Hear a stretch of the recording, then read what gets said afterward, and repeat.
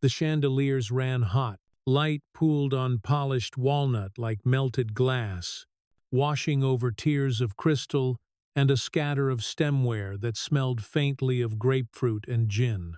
The Callaway Foundation's gala had a house band tucked beneath the staircase, their trumpet softening the air with velvet notes. In the kitchen corridor, the air was cooler, tinted with rosemary and dish steam, and above the library doorway, a tiny red eye idled a camera LED, no bigger than a ladybug, steady as a held breath. Maya Williams adjusted the cuffs of her slate-gray uniform and slid through the swing door with a tray. She kept to the edges of rooms. She didn't jostle. She'd learned to move like water around a rock, quiet and constant. On the tray, a porcelain cup, thin as an eggshell, with a hairline crack across the handle she'd glued with clear epoxy after last week's close call. The saucer whispered against the tray with every step. She heard it over the band, over clinking forks, because she listened for things that were about to break. Mrs. Callaway. Maya kept her voice low. The older woman sat in the library's inner alcove, a half-moon of floor-to-ceiling glass behind her. The rain hadn't started yet, but the sky hung heavy, blue-green as bruised fruit. Clara looked up from a dog-eared book of poems. "You always find me when the room gets loud," she said, a wry smile turning one corner of her mouth. "I bring peace on a saucer." Maya set the cup, steadied it with 2 fingers, watched Clara's hands thin, winter bare, sip slow. Clara did, eyes softening. "You hum when you think no one can hear." Maya almost laughed. Old habit. From the doorway, heels clicked on the library marble, crisp as a metronome. Regina Ward appeared in a sheet of champagne satin that clung like a secret. The room shifted to make space for her, conversations tilting as if drawn by a tide. "There you are, Clara," Regina said, bright for the guests clustered in her wake. When her eyes skimmed to Maya, the warmth bled out. "We do prefer staff to use the service hall, don't we?" Maya set her shoulders. "Mrs. Callaway asked for tea." "Mrs. Callaway asks for the moon if you let her." Regina's smile didn't reach her eyes. "Run along." Clara's fingers tightened around the cup. "She stays," she said, not loud, but firm. A half-dozen donors drifted nearer to the alcove, curious as birds. Ethan Callaway's profile wavered through the glass 6'2". Navy suit that fit like a decision. He laughed at something a councilman said, but his eyes kept returning to the alcove, to his mother's pale wrist, to Regina's blade-bright posture, to Maya's steady hand near porcelain. The tiny red camera eye watched all of it. Regina took one smooth step closer, satin whispering. "We have press in the house tonight," she said, voice pitched for Maya's ears. "Optics matter. Does she understand that word?"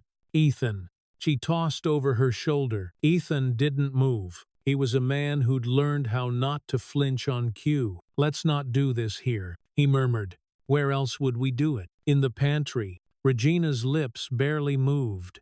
"You put the wrong people in the right rooms, and everything breaks." Maya kept her gaze at Clara's eye level. "Ma'am, I can bring the book lamp closer, please," Clara said, a plea and a dare. Maya took a half step to the credenza, past the porcelain figurines and a bowl of silver keys. She felt Regina pivot, felt the heat of her. The donors went hushed in that charged way people go quiet at the rim of an accident. "Don't touch that," Regina said, and her hand cut through air. The bang wasn't a shout. It was the porcelain cup cracking against the table lip, liquid shivering over the wood, the old fault line in the handle giving up with a soft, final snap. Tea bled into the grain. Clara flinched. The band faltered a bar in the foyer, and then recovered, like a heartbeat skipping and catching. Maya's body moved without thought. One hand to the cup, one to Clara's forearm. "It's okay," she said, voice low, the way you talk to someone whose breath has forgotten how to climb. "We've got it." "We." Regina's laugh had glass edges. "Look at the mess you made." Maya looked at the tea staining, at the hairline crack she'd promised herself to keep from widening, at her own hands, steady on Clara's skin. "I'll clean it. You'll leave it," Regina said. She leaned closer, the scent of white florals and money, a touch too sweet. The words slid out flat, not meant for the room. "You people never learn your place." Maya didn't blink. Her jaw was a hinge she refused to let squeak. Somewhere in the plaster, air conditioning clicked on, a sigh through vent slats. The red camera eye held steady. Ethan's gaze flicked up to it, and then to the wall panel near the door, a brushed steel control screen with a single line of text blinking. "Network latency detected." Regina saw his glance, too. "Someone should fix that." Ethan's mouth tightened. He stepped into the alcove's light, his shadow falling across the spill like an eclipse. "Let's reset the room," he said lightly for the circle of donors. "We're overdue for a toast." "Toast to what?" Regina's smile sharpened. "To charity that makes us look good." "To quiet," Clara said, her voice a tired whisper. "To mercy." It landed between them like a coin. Maya reached for a napkin. Regina reached faster, palm smacking Maya's wrist. It wasn't a blow. It was worse. It was the kind of touch that says you're furniture. The napkin skated, the saucer slipped, the porcelain struck the floor in a clean, bright sound that cut the trumpeter off mid-note. Silence burned, then a dozen micro-sounds, a donor's throat clear, the hiss of somebody's sympathetic breath, the distant click of the kitchen printer spitting tickets. Maya went to her knees, fingertips to shards. She felt heat rise up her neck and held it down with both hands. She thought, not here, not where she can feed on it. A hush carried from the foyer like fog. A photographer at the door lifted his camera. Sniffing scandal. Ethan's eyes went to the steel panel again. A beat. He crossed to it and entered a code. The red LED above the doorway blinked, held, then went dark. The room exhaled.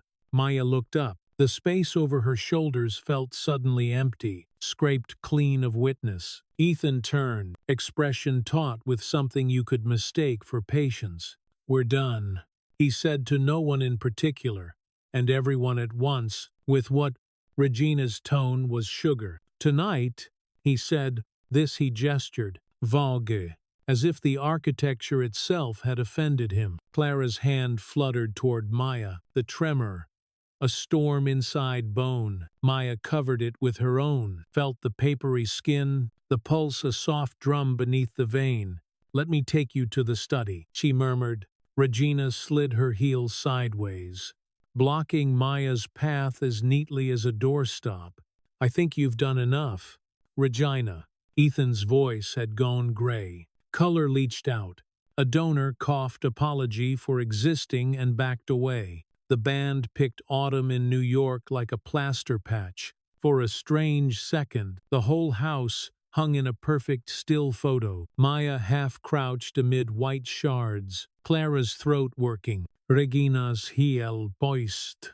Ethan's hand a hair from his tie knot, and that tiny dead eye over the doorway. Blind, Maya stood. She didn't push.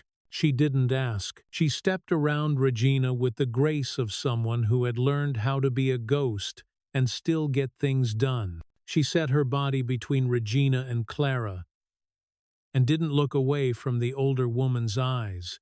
"We're going to breathe," she whispered. "In, out. That's all." It worked. It always had. Clara's hand unclenched, slow as a tulip opening before rain. "Get out," Regina said. Maya heard Ethan inhale. She heard the kitchen door flap open, the damp breath of the service corridor curling in. She heard her own pulse in her ears like a dryer drum. She bent to the largest shard and picked it up, careful not to nick her palm. The glue seam glimmered, a thin line of truth in a world that liked pretty lies. "Miss Williams," Ethan said, the name formal as a summon. "We'll handle things from here." Maya looked at him, a beat too long. She knew faces. She could spot fear wearing a good suit. His eyes slid, not away from her, but sideways, toward the donors, toward the photography, toward the narrative.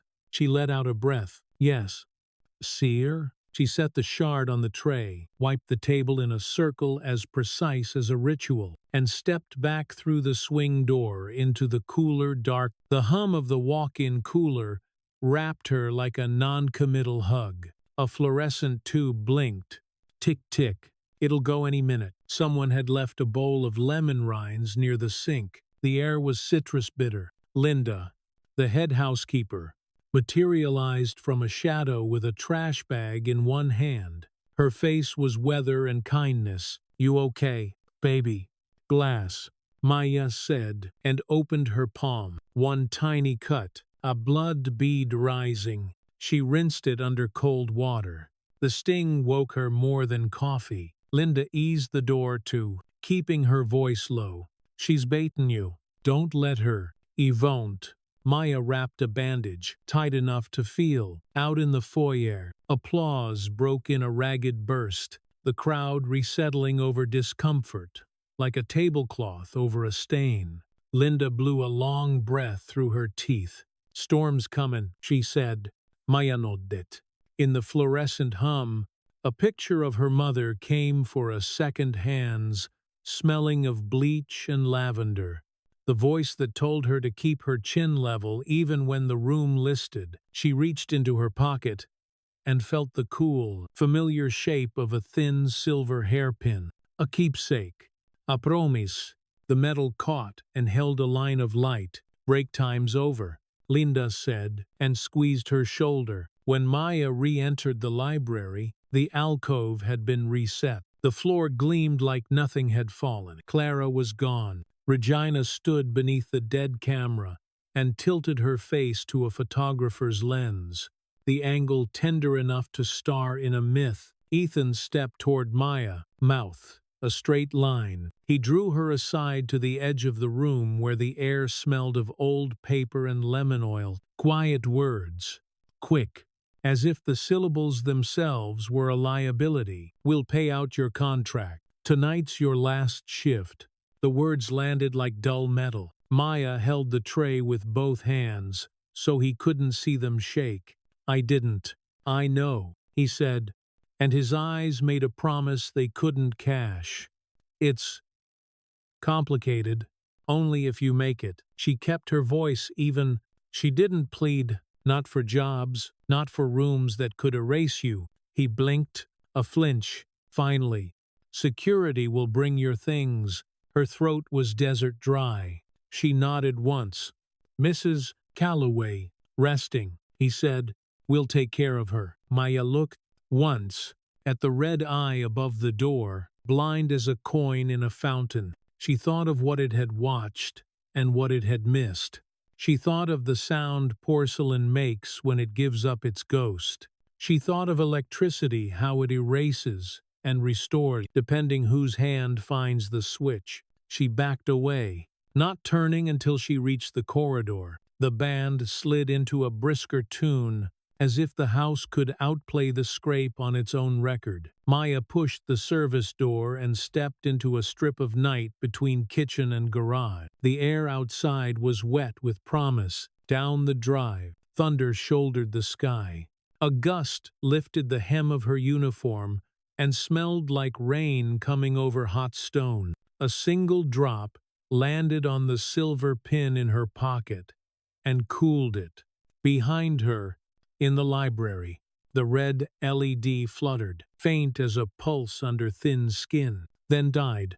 The first fat drops hit the flagstones and darkened them to slate. Maya lifted her face and let the storm find her. Rain battered the windshield in broad strokes. A painter groaned impatient. Wipers shivered. Headlights smeared into comet tails, and the road glossed the color of graphite. Maya's old sedan rattled at 60. the dashboard light dead on the fuel gauge, the heater breathing lukewarm through a vent that clicked like a tired jaw. She pulled off at a service station where the canopy hummed with fluorescent bees.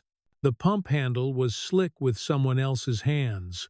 Diesel hung in the air, heavy and metallic, undercut by the sweet sting of window cleaner. She fed in cash $10 at a time, watched the digits climb too slowly, then stopped herself at 8. Money had to stretch. Pride did, too.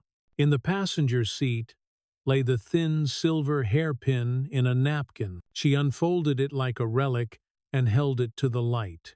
Cold, straight, a notch at one end where time had bitten.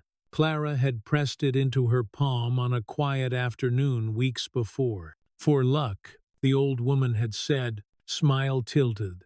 Back then, the house had felt less haunted. Back then, luck hadn't been a dare. The rain softened. Steam rose from the hood in a sheer shawl. Maya slid back behind the wheel and drove. The Whisper Pines Motor Lodge crouched behind a shuttered diner, its neon W sputtering in the wet. The office bell chimed when she stepped inside. Adieu. Pleasant note. And the woman at the counter looked up from a crossword with a pencil tucked behind her ear. Night's cheap, if you don't mind the heater swearing at you, she said. Herr Namatag read grace.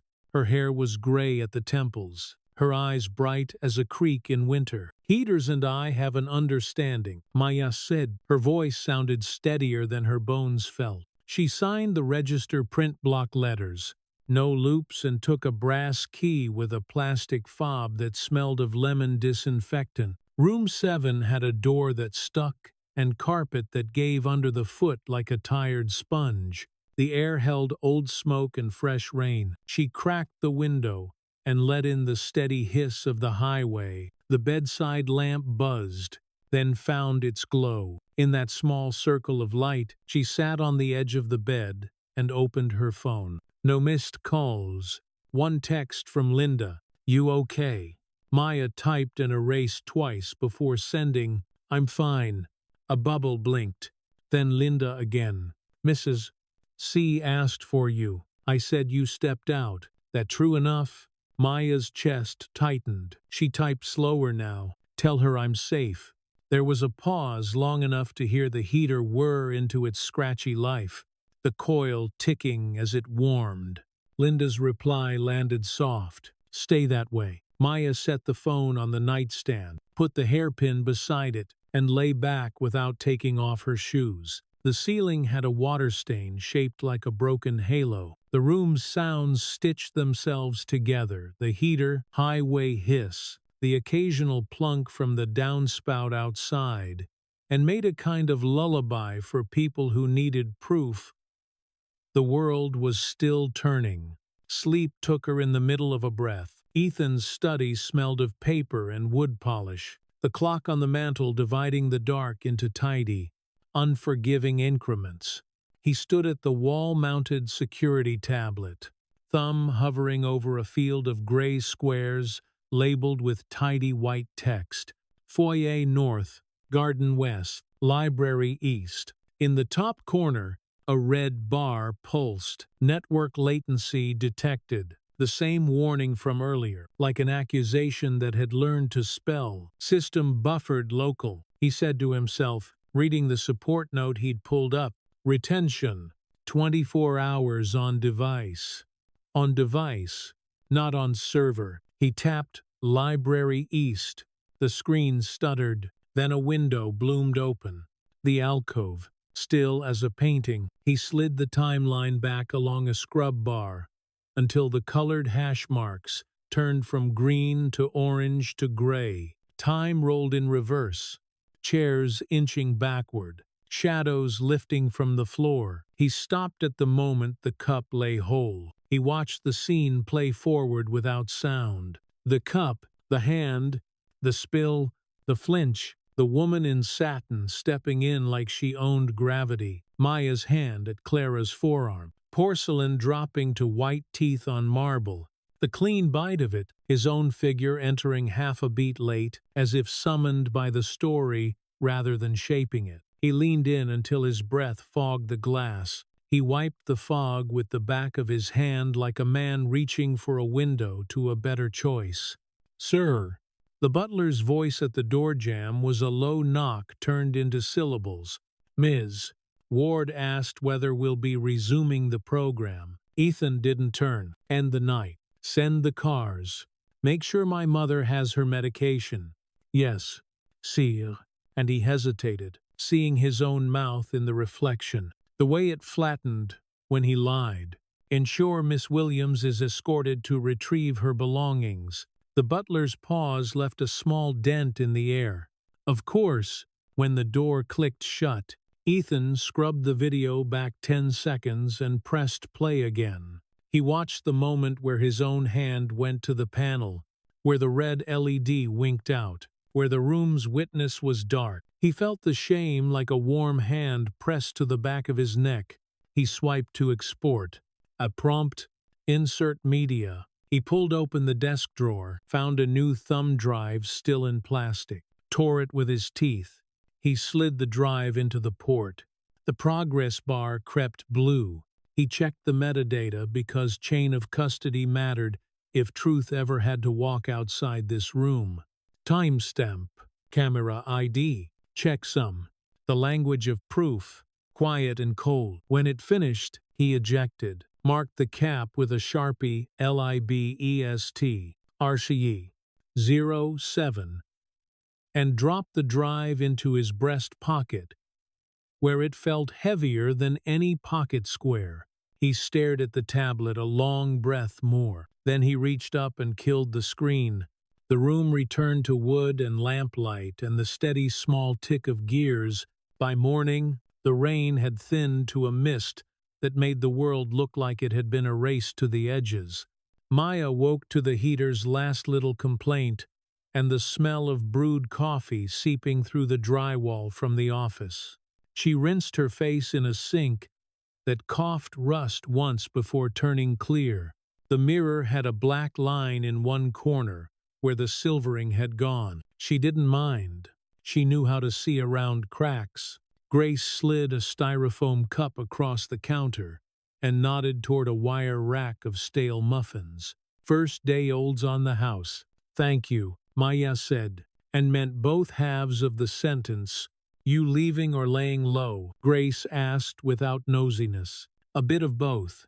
Grace tapped the crossword with her pencil. "When I retired from teaching, I thought quiet would be a gift. Turns out quiet's loud if you got thoughts that don't sit." She slid a folded paper across the counter. Church bulletins, yard sale flyers, and, tucked inside, a list of temp agencies in a dense black font. She had circled one. "This lady places home health aides. She's strict but fair." Maya ran her thumb over the circle. "Strict but fair is my love language." "Thought so." Grace eyed the hairpin on the counter.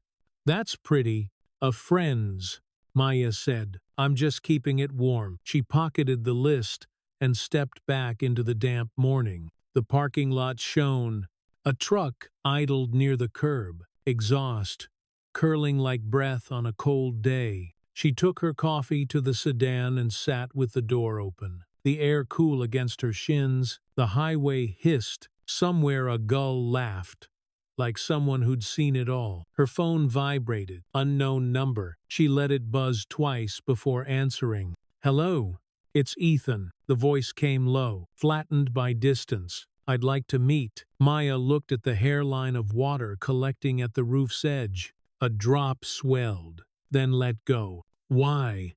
"Because I made a mistake." "You made many." He let the silence hold for a beat. "There's footage," he said finally. "I have it." She closed her eyes, felt the heater warmth of last night, the white of the porcelain, the way the camera's red eye had died. Of what? Of enough? That's not an answer. "I know." A semi roared past on the highway, the sound pressing into the phone's small speaker until his breath was part of the storm. "I can meet you anywhere," he said, You choose. Maya's mind tracked paths, what it meant to be seen, what it cost to be believed. How often power came dressed as apology. She pictured Clara's thin hand, the pulse beneath. She pictured Linda's text. She pictured a thumb drive with a label written in a neat hand, tucked in a pocket not hers. Bring it to Linda, she said. Chain of custody matters. If it goes through me, it disappears as fast as your memory of my name. He took that, swallowed the rebuke like medicine. I'll bring it to her, but I want to talk to you. Talk to your conscience, she said, and hung up before the tremor in her throat could enter the call. She leaned her head back and watched the motel's neon buzz in daylight. Pointless and brave, the coffee cooled in her hand. A train horn drifted from somewhere beyond the trees, low and lonely. She thought of the word mercy and how Clara had set it down between people who didn't deserve it. She wasn't sure she did either, not today. When she started the car, the engine turned over with its old reluctant faith. She drove into town to the diner that still served eggs on chipped plates. The bell over the door rang a tired little bell. Inside smelled of bacon, fat, and lemon floor cleaner. A man in a booth read the paper with his finger underlining the words as he went. The waitress poured coffee like a ritual. 2 eggs.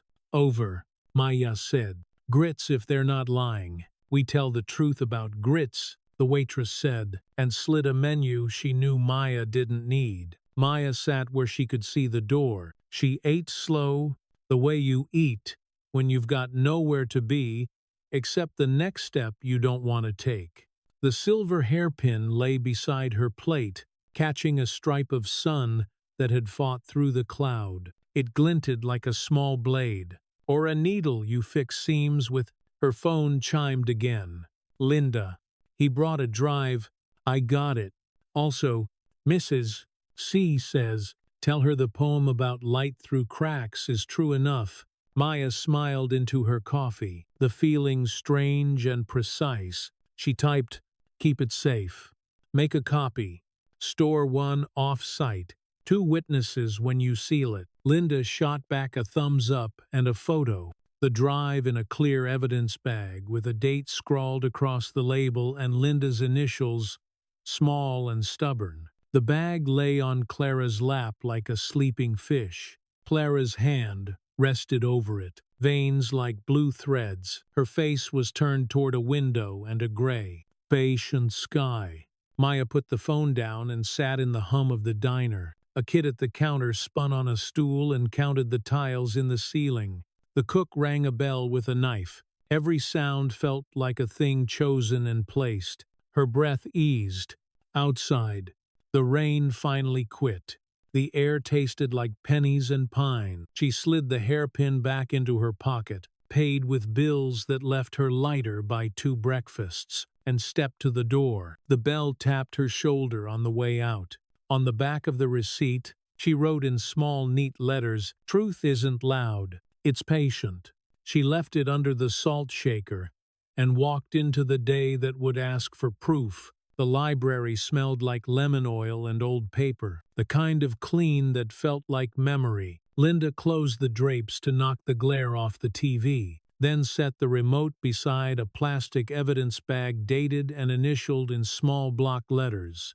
The thumb drive inside glinted like a minnow caught in a shallow stream. Clara waited in her wingback with a wool shawl over her knees, her fingers resting on a rosary she never counted, only held, ready. Linda asked. Clara nodded once. Her breath was thin but steady. Let the house tell us what we missed.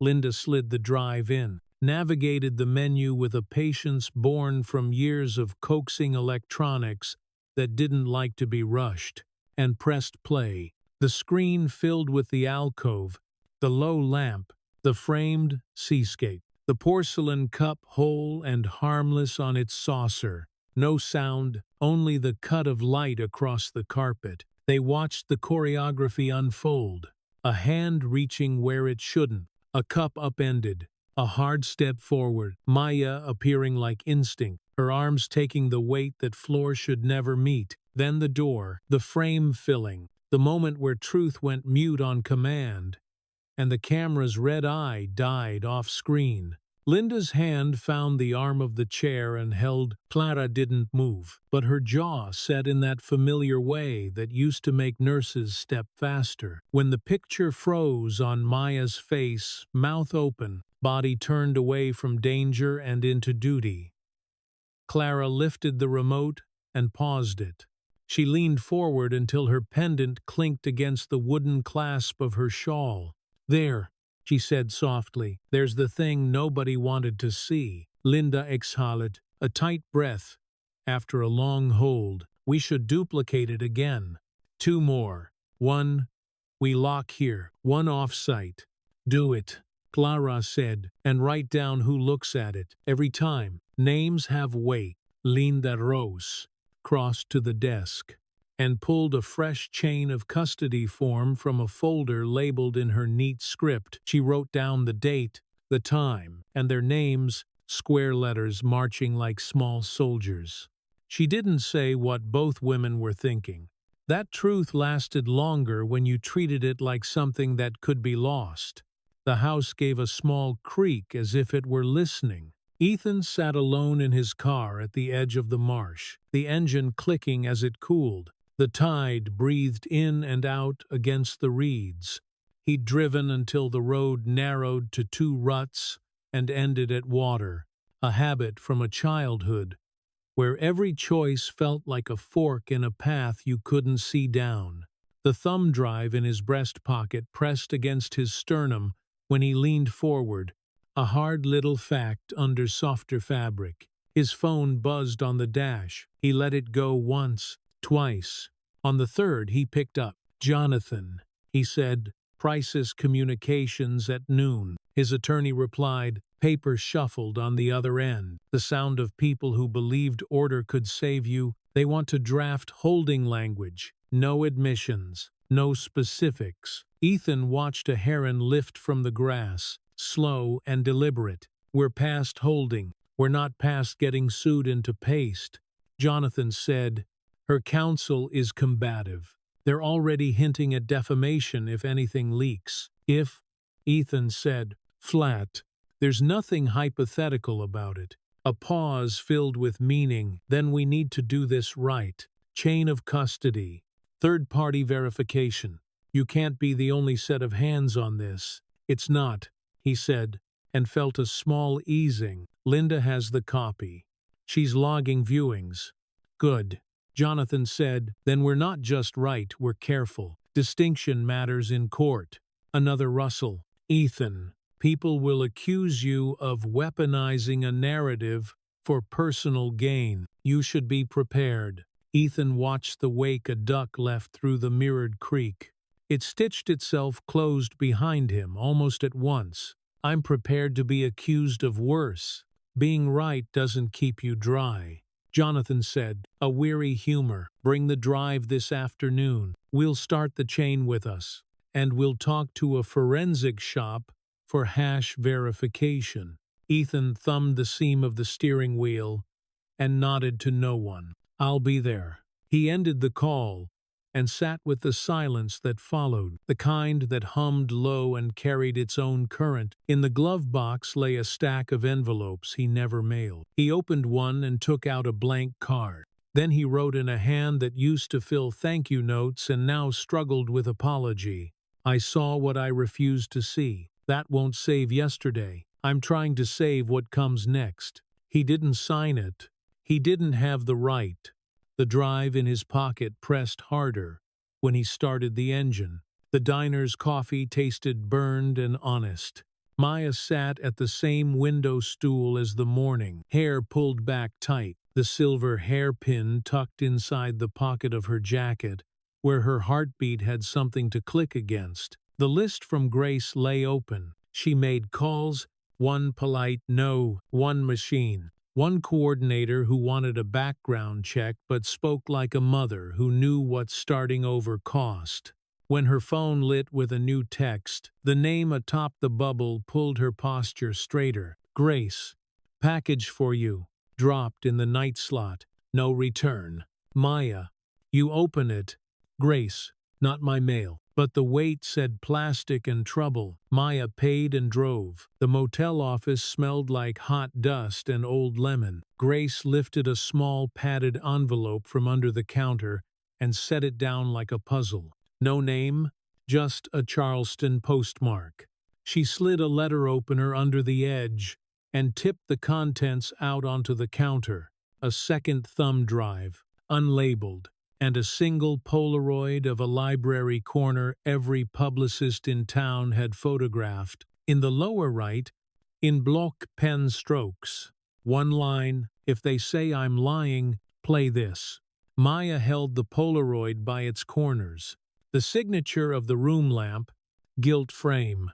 The broken shell of porcelain in the foreground was the same, but the angle was different, higher, off the line of the installed camera, a secondary eye. She felt the room tip half a degree. Grace. I need to watch this here. Then I need a bag and a witness. Grace locked the office door and flipped the sign to back.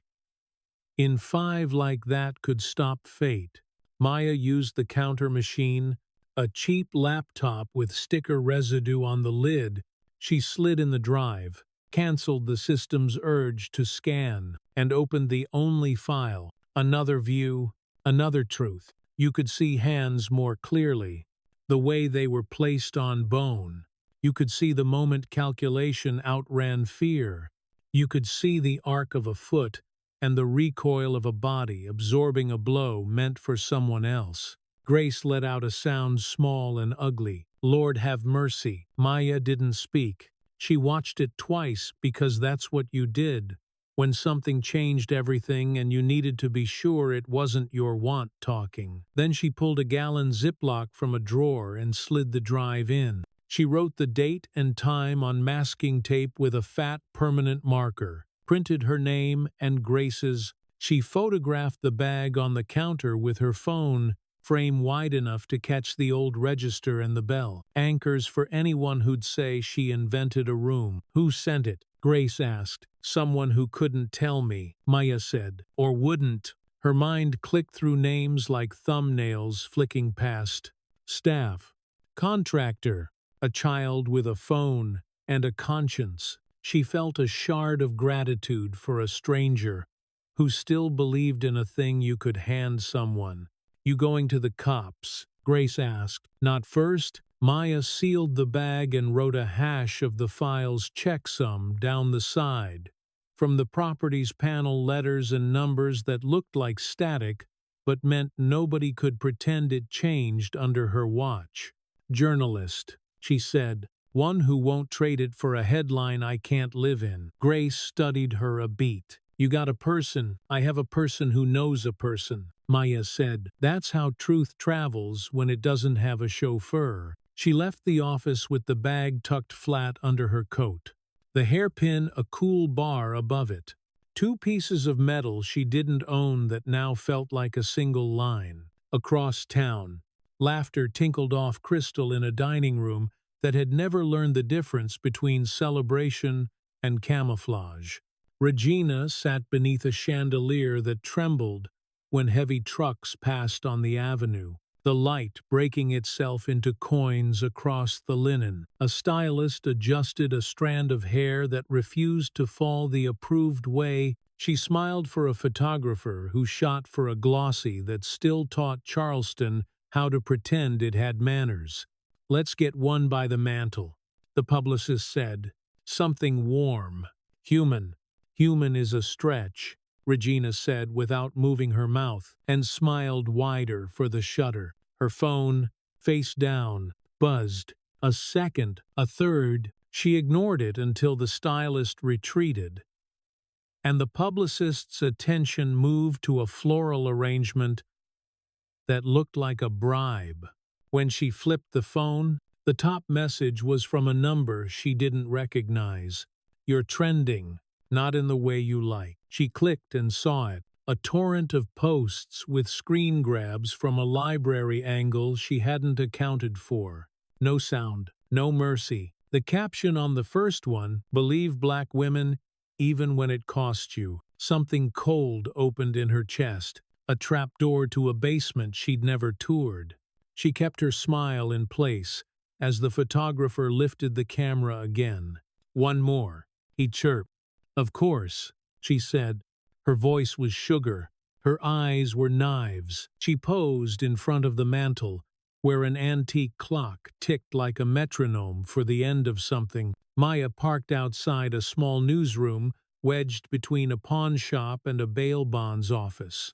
The kind of place where news stayed near the ground. The sign on the glass was peeling but stern. "We verify. We name sources when we can. We protect them when we must." Inside smelled of old coffee and hot printer. She asked for Leah, no last name. "Not today," and waited near a corkboard wall pinned with string maps, public records requests, and a cartoon of Lady Justice wearing steel-toed boots. Leah emerged in a denim jacket with ink on one cuff. "You're the one who called through a friend of a friend," she said. "Not a question. I'm the one who brought a thing I shouldn't have." Maya said. "Good," Leah said. "Those are my favorite." They sat at a metal table with dented edges. Maya set the sealed bag down, her finger pointing at the tape. "Date. Time. 2 signatures. I need you to log chain. I need you to make a forensic copy and hash it. I need you to verify it against whatever other angles you can lawfully get." Leah's mouth tipped at the corner. "You speak my love language. Learned it hard." Maya said, "I want you to see it before you say yes." Leah slid the bag into a fresh evidence envelope, wrote numbers that would match a ledger, and handed Maya a carbon copy. Then she popped the seal with a practiced grace that told you how many times she'd done this for people who didn't think anyone would ever believe them. They watched together under bad, fluorescent. At the midpoint, Leah's breath went out like she'd been pushed. At the end, she scrubbed the timeline back with 2 fingers and watched the last 10 seconds again. Then she stilled the frame until the screen's faint pixel grid hummed. "We'll do this right," she said. "We'll let the picture talk. We won't ask it to sing." Maya lifted her eyes from the screen to the room, to the open door, where you could hear the street, a siren far off, a bus wheezing, the clunk of a pawn shop door admitting some other story. "Do it fast," she said, "but do it clean." Leah nodded once. "Clean is the only way it sticks." Maya stood. Her legs felt like they'd been reintroduced to gravity. "If anyone asks where you got it," she said, "you didn't." Leah's dry smile again. "Anyone who needs to know won't ask." On her way out, Maya paused at the threshold and looked back at the screen one last time. The image held a frozen geometry of light and harm, the motif of porcelain, glass, bone. She thought of Clara's line about light through cracks and wondered if it applied to cameras, too. Outside, the sky had split, sun pushed through like a blade, thin and exact. She stood a moment with her face turned up to it, eyes closed, the hairpin warming where it lay. Cars crowded, people talked. The city continued its ordinary business under a day that had tilted without fanfare. Her phone buzzed once in her palm, a message from an unknown number, just a line. "I'll tell the truth when it's too late." Maya didn't answer. She slid the phone into her pocket with the receipt that still read. "Truth isn't loud. It's patient." She started walking without deciding which way. The world smelled like wet brick and fried onions, and something electrical. The neon barber pole across the street kept spinning. Somewhere above, a window closed on a slow, soft click. Rain burned off by noon, leaving the streets steamed and bright. Windows dripping like they'd cried and decided they were done. In the newsroom, Leah killed the overheads and let the desk lamps pool warm cones across metal tables. She'd run the file through a forensic utility hash, matched the original metadata clean. No splices. She logged the numbers in a hard-bound ledger with a squeaky spine. The copy hissed onto a write-once disk, red laser flicking in the tray like a tiny heart. Chain of custody started. She said to the room, "No one touches this without a signature." Herr Editor, a man whose eyebrows did most of his talking, leaned in the doorway, arms folded. "We run the stills, with context only, no captions that swing the jury. Do not narrate the punch." Leah nodded once. "Let the frame indict." A printer coughed. Somewhere, a coffee pot gave up. The newsroom smelled like dust and ambition. She lifted the phone and dialed a forensic analyst in Colombia she trusted enough to share weekends with. "Never first names over the line. Need a blind look," she said. "You'll get a courier with a sealed disc, chain included. Tell me if I'm about to light myself on fire." She listened, then wrote a time on her palm. The pen left a blue ghost on her skin. Before the courier left, she slid the disc into a Tyvek sleeve, added an evidence sticker, and pressed her thumb to the seal. Ridiculous, maybe, but ritual forced respect. At the edge of town, Maya folded laundry in her motel room by the hiss of the wall unit. Warm cotton fogged her glasses. The silver hairpin lay on the Bible like a bookmark to the living.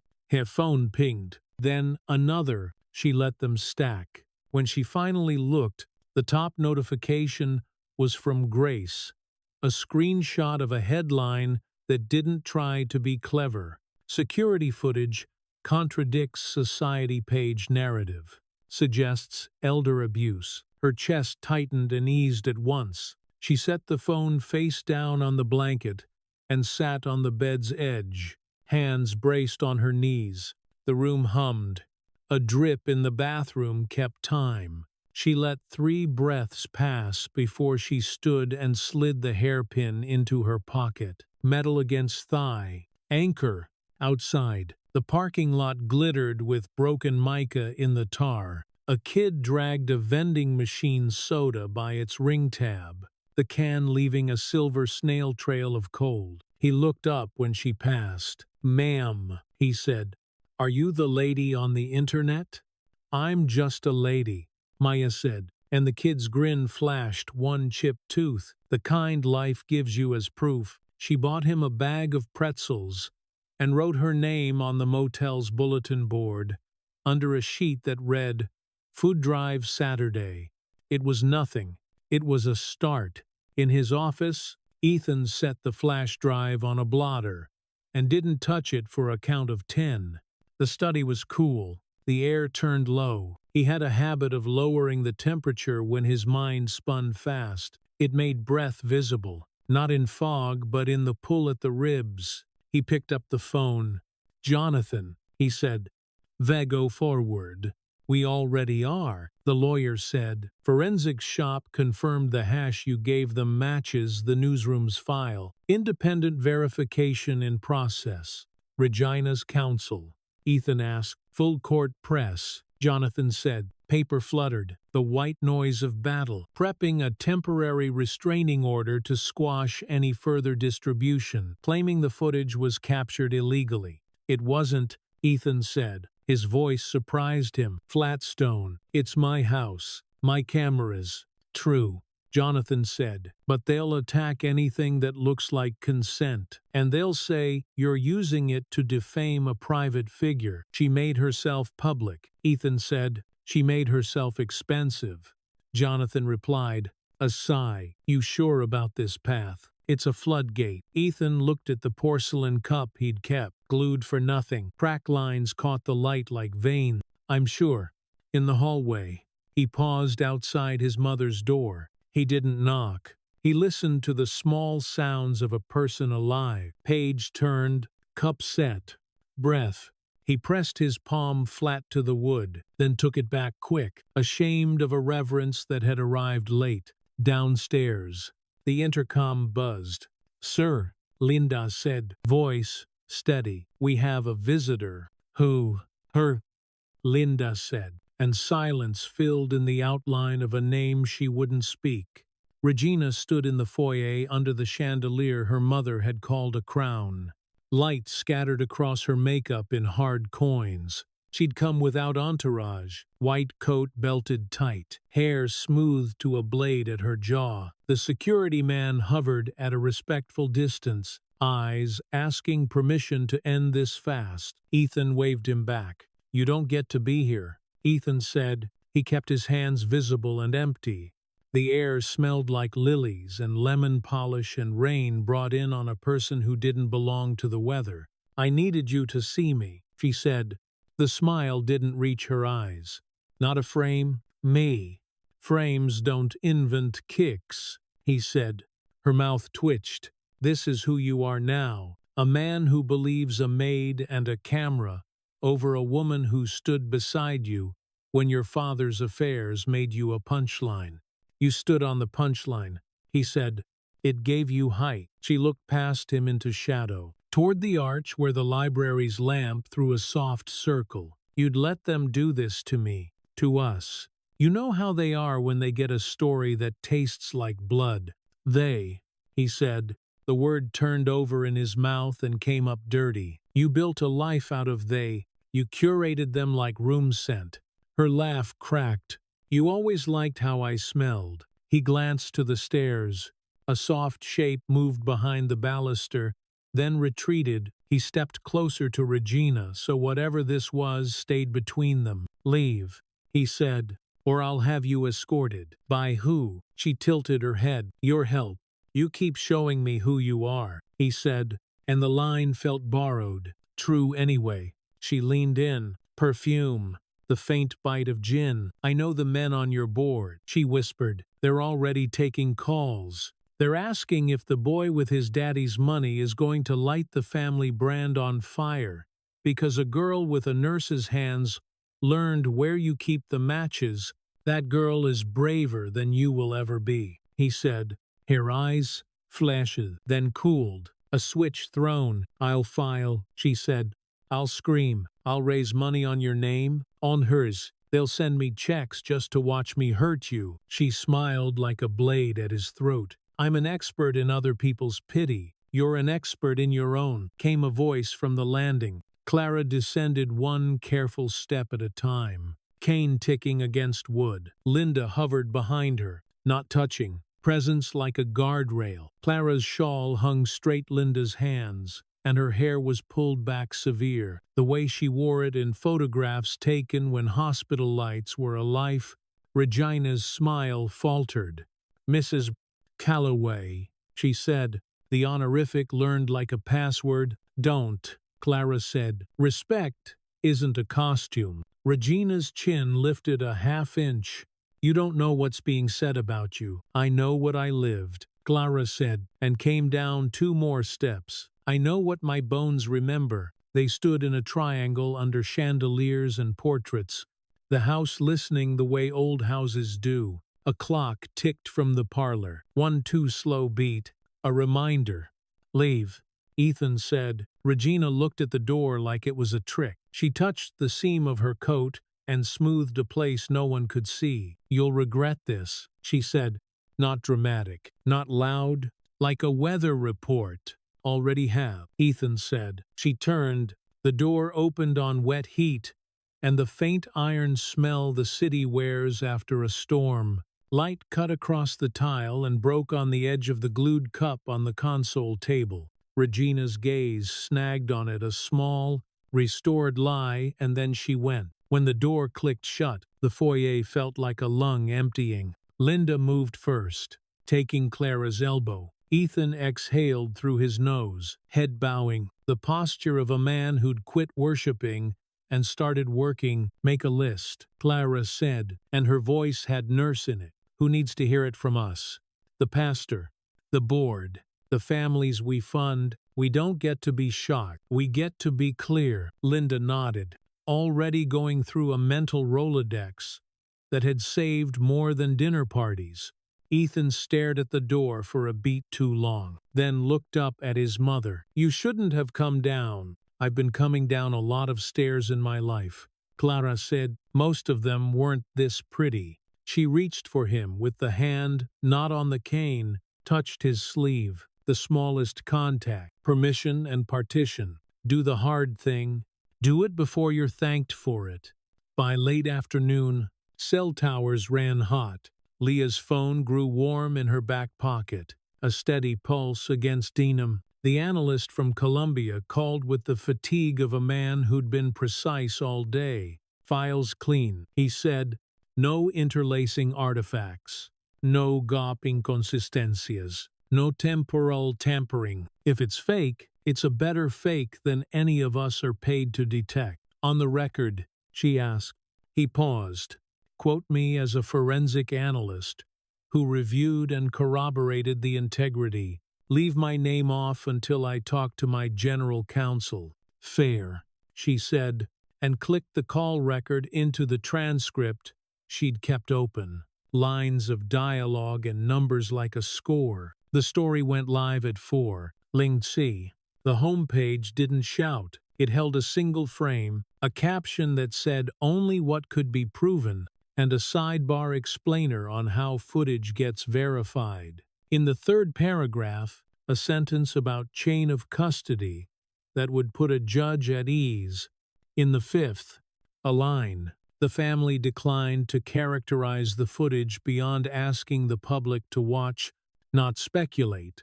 Within 20 minutes, a national outlet embedded the piece. Within an hour, a cable chyron turned it into 2 words and a compass point. Leah turned off her screensaver and stared at her own headline without feeling. She listened to the newsroom breathe. A young reporter, hair held up with a pencil, socks unmatched, looked up from her desk. They're already slicing it into memes, she said. Notkite disgusted, Notkite surprised. Then we keep context in the water, Leah said. You can't stop people drinking mud. You can flood the river. Maya's phone shook its way across the laminate table at Betty's grill. The waitress topped up her coffee without asking and slid a slice of cherry pie in front of her with a wink like a talisman. You look like a person who needs sugar, the woman said. I look like a person, Maya said. That, too. Through the window, neon bled from a pawnshop sign, blue cracked to red. The diner smelled like griddle and bleach and warm fruit. She ate a bite, then another, then stopped midway and closed her eyes. Not prayer, a pause, a decision to taste. When she opened them, a man at the counter angled his head. Saw your name, he said. Gentle. Proud of you. You don't know me, Maya said. He shrugged, smiled. No wrong when I see it. Her throat went tight. She thumbed a message out to a number she'd ignored earlier. To Ethan, I don't need your apology. I need you to keep going. 3 dots. Then, I will. For her. For you. For anyone watching. She set the phone screen down and let the hairpin press into her palm under the table. Metal, meaning different things at once. Weapon, adornment, proof. At dusk, the house dimmed itself. The library lamp threw a circle of gold on the rug where the camera had once stared.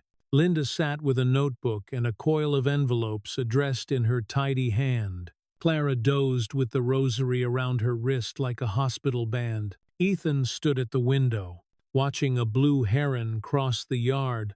With the dignity of a judge, he lifted the glued cup, felt the ridge of a seam under his finger. He set it back and turned it so the crack faced the room. He sent a single text to Leah, a number Jonathan had passed after 3 calls, and a warning. Received. Thank you for keeping it clean. No 3 dots, just a reply. We'll keep the receipts. Outside, the magnolia leaves held the last light, like old plates catching candle. Somewhere, far off, a siren knit the city's night together. Ethan listened until it faded. He didn't speak. He watched the crack take the light and hold it. The hallway outside courtroom 3B smelled like wet wool and old coffee. Fluorescence hummed overhead, a sound like bees trapped behind glass. On the benches, People held their breath in different ways, hands clasped, knees bouncing, eyes on phones set to silent. A bailiff, with a buzz cut, checked names against a list printed crooked. He didn't look up much. Emergency motion for temporary restraint. He called Ward versus Calloway, AL. Leah rose first, blazer sharp, hair gathered at the nape so it wouldn't argue with the wind she'd just walked through. A Tyvek envelope rode against her ribs like a second sternum. Jonathan joined, tie neat as a thought, and Ethan fell in behind him. Jaw set the way a door sets closed, not locked. Across the aisle, Regina stood with two lawyers and a publicist who dressed like a lawyer. Her coat was winter white in August, belt cinched high, cheekbones carved by good light. She didn't look over, or she did, and disciplined her eyes. Inside, the courtroom was all oak and echoes. The judge wore her hair natural and her patience short. She had a habit of sliding her glasses to the top of her head when the law stayed still and the nonsense ran. A clerk arranged stacks of paper, as if the stacks had opinions. We're here on an application to restrain further publication of a video, the judge said, and a cross-application to confirm lawfulness of distribution. Counsel, short leashes today. Regina's lead stood. Your Honor, the footage at issue was captured in a private home without my client's consent and is being used to defame her. The harm is irreparable. The internet does not forget. Jonathan rose when prompted. The cameras belong to the homeowner. The footage depicts potential criminal conduct involving an elder. That's not gossip, that's public concern. Prior restraint is the heaviest weapon we have. It does not get unsheathed because it's inconvenient. The judge looked over her glasses. Chain of custody. Leah stepped forward when Jonathan nodded. We received the file from a source, she said, voice clean, not loud. We hashed it at ingest SHA256 and logged the value.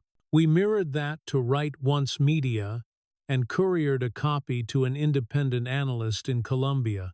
Affidavits tab 2. Your Honor, no edits, no transcodes between capture and verification. Both hashes match. Who set the cameras? The judge asked. Mr. Calloway, Jonathan said. After a series of local robberies, he installed a system that records certain common areas. Guests are notified on entry. The library is one. Regina's counsel slid a page forward. Notice or not. My client is a private citizen. This turns on consent and malicious intent.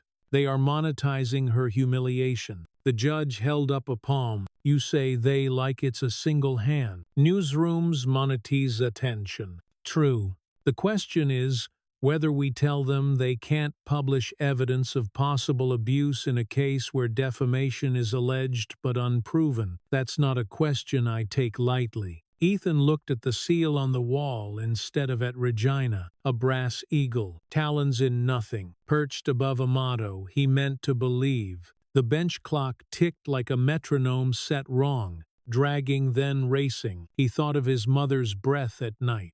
The catch, the restart, the hard work of staying.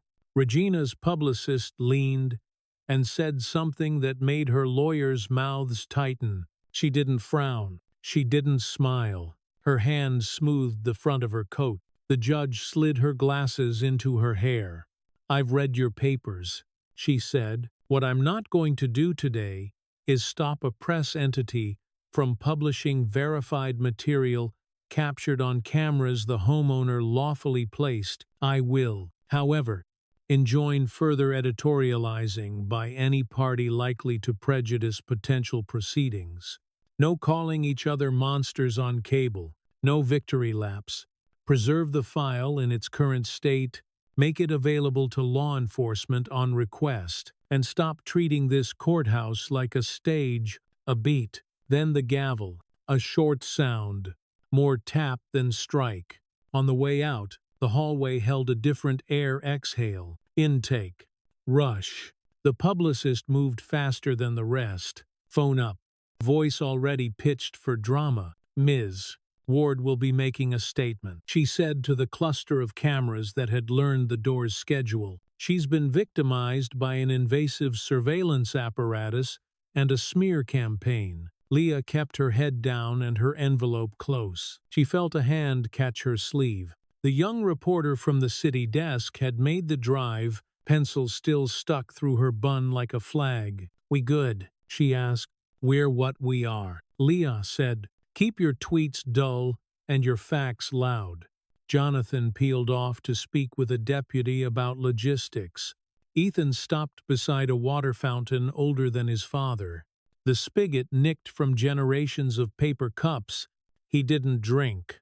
He pressed his thumb to the dent where metal turned from smooth to bitten, and he let the cold of it climb up his arm. He sent a text and erased it before the dots could appear.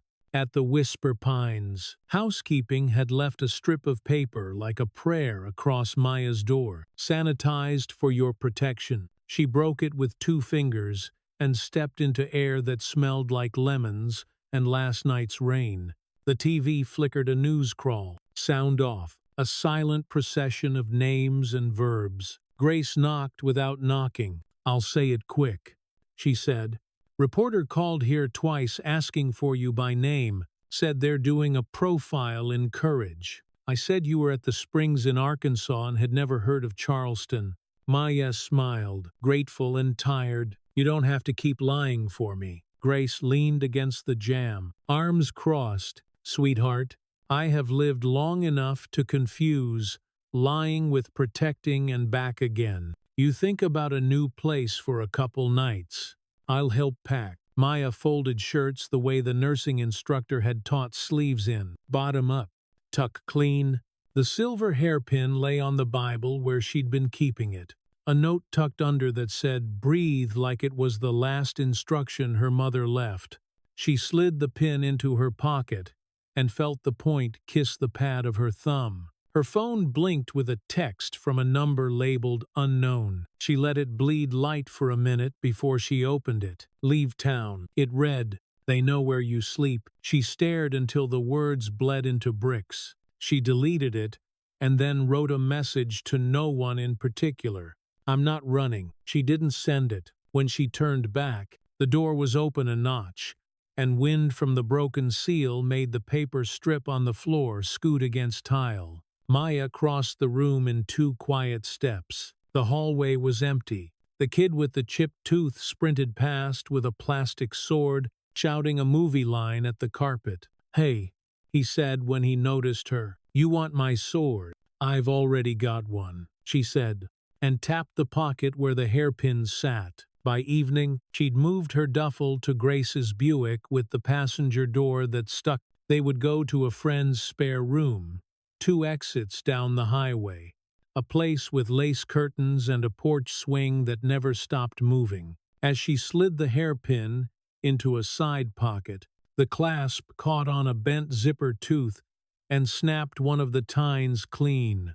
The sound was small, a click more than a break. She lifted the pin and looked at the gap, the metal now imperfect, still itself. She put it back in her pocket and told herself it wasn't an omen. It was a fact. The board chair called.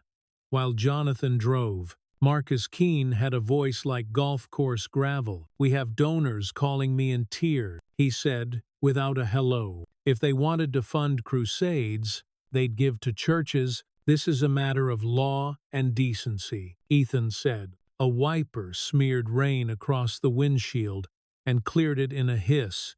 "We're doing both." "You're not a prosecutor," Keene said. "You run a company that pays a lot of people mortgages. You think I can stand in front of a room of bankers and talk about your conscience? Try saying spine," Ethan said. Silence, the kind with teeth. "You step down," Keene said finally, "temporarily. We announce an independent review of your decisions relating to media engagement. We steady the boat. You come back when this dies." Ethan looked at the road until the lines turned from paint to guidance. He didn't answer right away. His hands felt the wheel, and the wheel felt like a choice. "I won't disappear because I did the right thing late," he said. "If you move to oust me, do it in the light. Take a vote.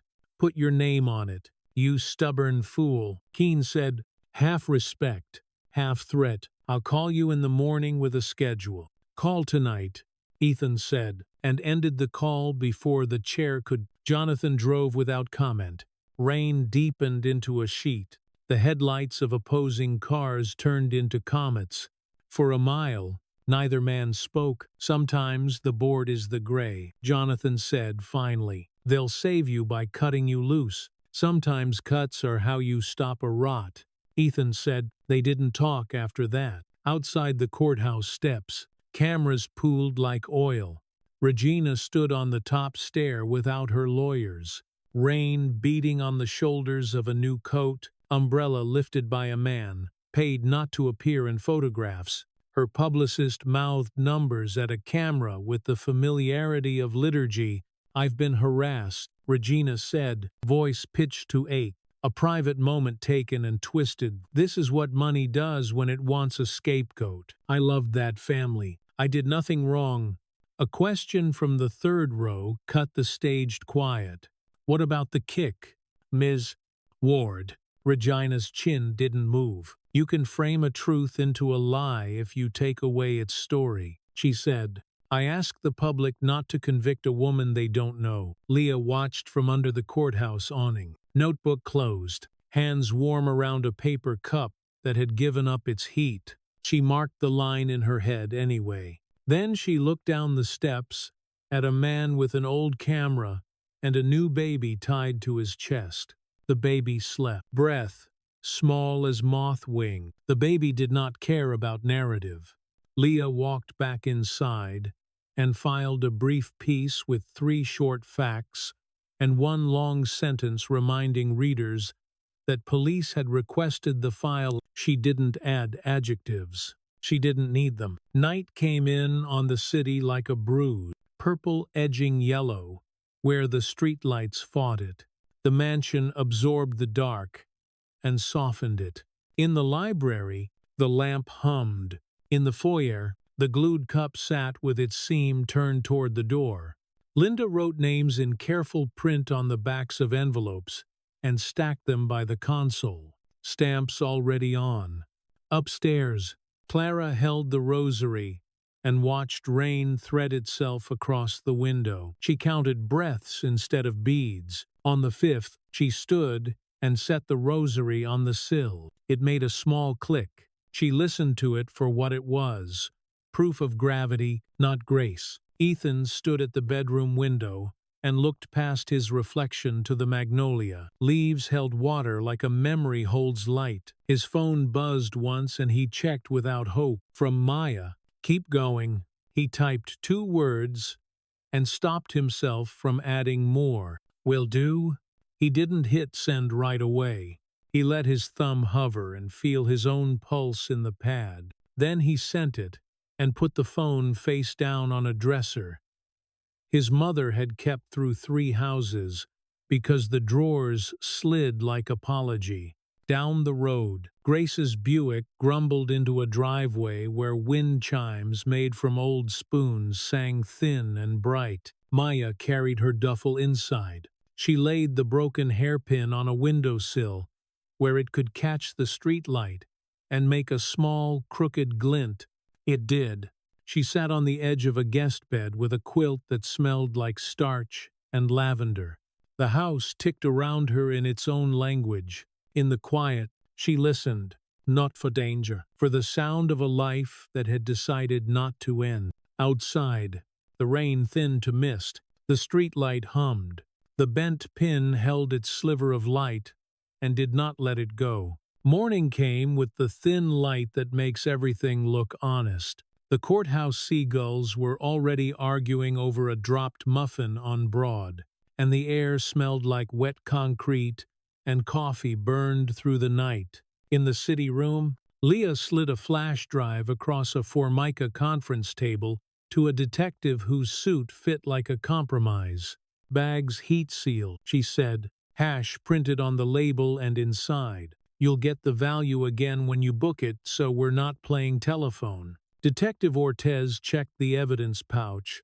Like a man reading a map in a storm, chain of custody starts here. He said, you'll get a receipt with the case number. If a DA touches this, they'll want the original device. It lives in a wall in the Callaway Library. Leah said, owner will grant access with a warrant, and you'll want a tech who speaks RTSP and doesn't panic at NTFS mirrors. Ortiz snorted, I got one kid who dreams in hex. The rest call him to fix their printers. She signed where he pointed. The pen dragged, paper scratched. In the corner, a clock clicked a second too loud. What do you think you saw? He asked. Pain, she said, and someone who got used to performing it. He tucked the pouch into a hard case, snapped the latches, and stood. We'll do the slow work. You do the loud work. Quiet loud, she said. He tipped 2 fingers. That's the dangerous kind. On a narrow street, 2 exits down the highway. The spare room smelled like mothballs and lemon oil. Lace curtains lifted on a draft, then fell like breath. Maya unpacked into a dresser that had held other people's lives, rolled socks, a rosary bead, a grocery list in blue ink, milk, light bulbs. Mercy. Grace stood in the doorway with a muffin wrapped in paper. Eat, she said. You can be righteous and fed. They make a nice pair. Maya broke the muffin. Steam rose. Blueberries bled sweet. I'll pay you back. You will, Grace said, and that was the end of that. Outside, a sedan idled too long at the curb. Windows tinted legal dark. The driver's elbow hung out, ash flicking in a rhythm that wanted to be casual. When Maya bent to tie her shoe, his face ghosted in the glass. Then the car moved on, slow as thought. The hairpin rode her pocket. When she shifted, the broken tine pricked the tip of her thumb, a small sting, a reminder. She pressed the pin flat and felt the missing piece like a gap in a smile.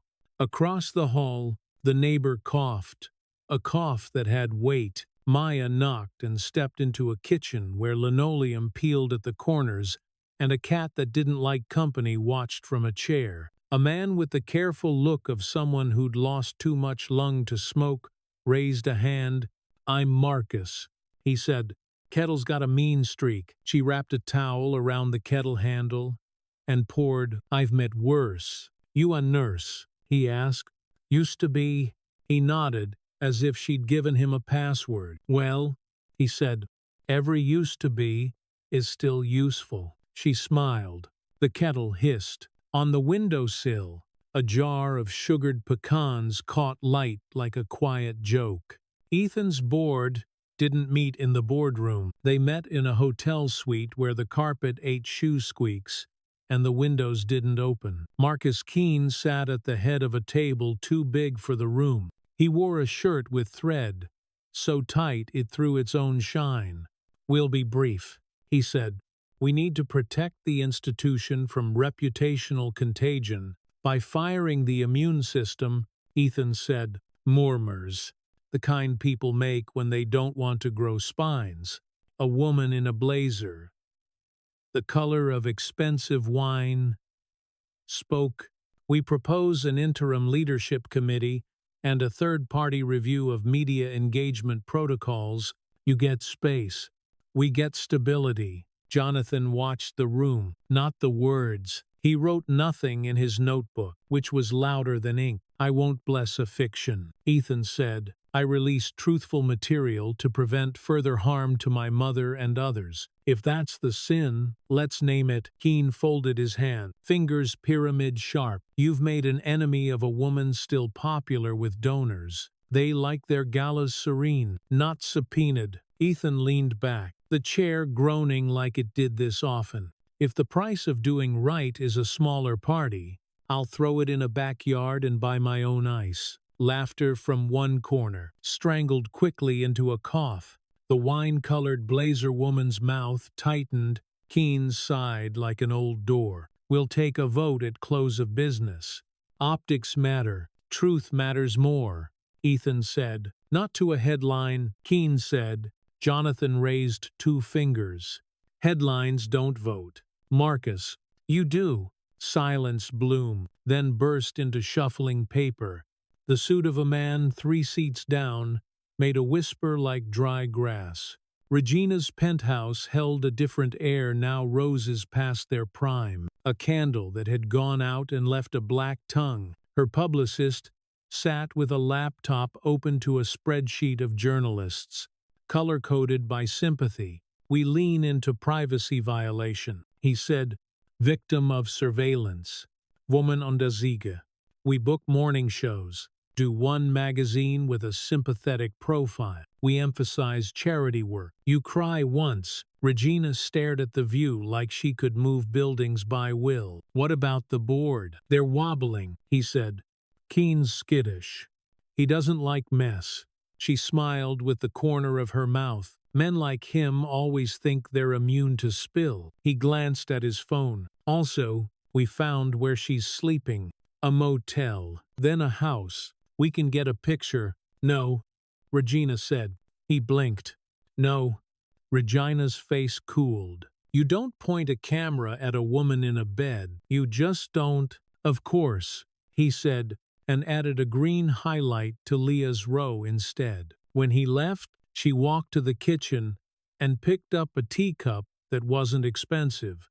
She set it down, lifted it, set it down again. The sound it made on the marble was small and real. She looked at her hand and recognized the tremor.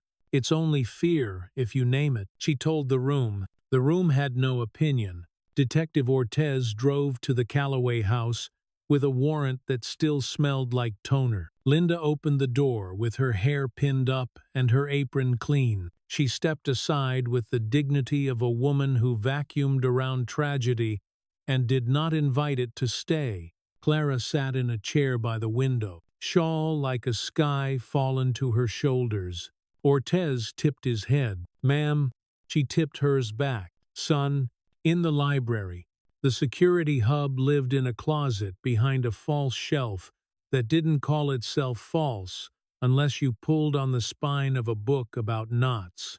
The tech Ortiz brought kid in a sweater, with a hole at the cuff, whistled through his teeth. Sinology NAS. Raid 5. The kid said, Camera 4's your library. You want an image of the array, not just a clip. We'll dedresque you to a write block drive. Generate hashes, and bag it. Make it boring. Ortiz said. The kid smiled. Sir, this is my baseball. Ethan watched, hands in pockets, the way a son watches a doctor change a dressing. He didn't ask questions that sounded like control. He asked one that sounded like care. How long does it take? As long as it takes, the kid said without sarcasm. On a low table, the glued teacup waited. Seam turned toward the door. Ortiz looked at it, then away. In his pocket, the hard case with the newsroom copy rocked against his thigh with every step. Clara's voice came from the doorway, soft and unafraid. You take what you need, she said, but leave what's mine. We will, Ortiz said, and meant it. In the spare room, afternoon leaned toward dusk. Maya wrote a list for Grace's fridge. Cough syrup, batteries, cat litter for the neighbor who refused to ask. The pen's cartridge scratched near empty, and then carried on. Stubborn, she pressed the broken hairpin into the corkboard by the door, where people pinned lost dogs and piano lessons. It held, crooked but strong. Her phone buzzed with a new number. She considered not answering, and answered anyway. It's Leah, the voice said. We've turned the video over to police. I wanted you to hear that from me. Maya sat on the edge of the bed. The mattress sighed. Thank you. I'm publishing a piece tonight, Leah said. Facts only. Names were already public. No speculation. If there's anything you don't want said that isn't necessary, say what's true, Maya said. Leave the rest to God. Leah exhaled. Copy that. And Leah, Maya added, yeah. Be careful. A beat. You too. They hung up. The room settled back into its own sounds, the clock, the spoon wind chimes outside, a car door somewhere up the block, the soft grit of a cat scratching. Maya watched the hairpin hold its small square of paper. Remember. The pin's missing tooth made the word look like it was breathing. She lay back and stared at the ceiling where the paint had cracked in a pattern that looked like a river map. There were tributaries and a main line. There were places where it had tried to repair itself and failed. It was still a ceiling. It still did its job. Dusk deepened into the color the sky wears when it isn't sure what it wants. Ethan stood on the back steps with Linda, watching a raccoon. Consider the compost bin like a thief studying a safe. You don't see them until they tip the lid. Linda said, story of my year, he said. She looked at him the way women who have raised other people's sons know how. Board called. They're voting at 6. You want coffee? No, he said. And then, yes, she went inside. He stayed where the air smelled like wet leaves and metal. His phone buzzed with a text from Keene. Vote moved to 5:30. Early dinner guests. He almost laughed. He didn't. Clara's hand touched his elbow. He hadn't heard her step. Her skin felt like paper that had been folded and unfolded until it became fabric. You won't win every room, she said. Make sure you don't lose yourself trying. He nodded. The words went into him, and found a place to live. Your father used to think suffering made him noble, she said. It just made him loud. Don't be loud. I'll try, he said. Do better than try, she said, and went back in. He checked his watch. He didn't go to the hotel. He called into the vote, voice flat, heart loud, and told them to put his name in the minutes. Then he put the phone down and listened to the raccoon finally knock the compost lid sideways in a scrape that sounded exactly like the thing it was. When the piece went live, the newsroom didn't cheer. Someone refilled the stale coffee. Someone turned down a radio. Leah watched the traffic climb, then steadied, then climb again. In the quiet hum, she closed her eyes for one beat and let the screen's glow warm her forehead. Detective Ortez booked the drive into evidence. Barcode printer chattering. Ink still wet. He read the hash out loud to the clerk, who read it back to him. Numbers turned into assurance. Regina stood in front of a mirror and tried on a different mouth. Softer. Sorry without saying sorry. She practiced 3 times, then turned off the light. In the dark, her reflection held still. She didn't. Grace rinsed 2 mugs and left them upside down to dry. Worlds falling apart on time. She said to the sink. The sink didn't disagree. Maya watched the porch swing move without a body on it, the chains creaking, the rhythm, a lullaby for a house that needed one. She touched the corkboard as she passed, letting the hairpin catch her fingertip again, just enough to say, I'm here. And in the library of a house that had learned how to endure, a hard drive spun in small, steady circles, the LED a red pinprick in the dark recording, remembering, insisting. By noon the air felt metallic, as if the whole city were breathing through a coin. Radios at barbershops and bakeries chewed the same headline until it frayed. Screens in bank lobbies looped the clipped still of a living room polished floor. A fallen cup, a body arcing toward it. Not the worst moment, just enough to make people lean in. Leah walked into the courthouse with a canvas tote and a face that said what it had to say already. The hallway smelled like copier, toner, and rain brought in on shoes. A deputy checked her bag and found nothing but a notebook, a power cord, and a banana with 1 brown freckle shaped like a comma. You the one from the Gazette? He asked, eyes skimming the badge at her hip. Depends who's asking, she said. He smiled with one side of his mouth. My wife says thanks. She watches the rough stuff so I don't have to. He stamped her in. The rubber left a purple rectangle on her wrist that hummed like a bruise. Upstairs, a clerk, with a bun tight enough to fault lines, slid a manila envelope through a slot. Filter copies, she said. Redactions per judge's order. Any ink under my black is contempt. Leah nodded. The paper felt warm from the machine. At the bottom of the top page, a hash of numbers and letters sat like a prayer bead, something true in a room built on language. In a conference suite, 30 floors above an indifferent river, the boards stared at each other, and not at the speakerphone. The carpet was thick, the kind that ate decisions, so no one outside could hear them happen. Marcus Keene tapped a Mont Blanc on the table in a rhythm that suggested certainty and delivered none. We're agreed, this is temporary, he said, an interim step to reassure stakeholders. Stakeholders, someone said, barely covering a laugh. Ethan listened from his car in a parking garage where exhaust cobbled into fog. The steering wheel was cool under his palms. Out beyond the concrete lip, a gull landed on a rail and screamed like an alarm with feeling. You're removing me, he said. Say it clean. Until we can complete a review, Keene said, pivoting like a dancer who never learned to stop. A cough near the speaker. Papers slid. Jonathan's voice came in, smooth and tired at once. The bylaws require cause. We have reputational risk. Keena replied, we also have donors texting me during the vote. Donors don't write our bylaws. Jonathan said. Keene's sigh traveled beautifully through the speaker. No, but they fund the line that pays your firm. Ethan closed his eyes. The hairline crack in the windshield he'd been meaning to fix caught a shaft of light and turned it into a white vein. Do the vote, he said. Put your names beside it. They did. One by one.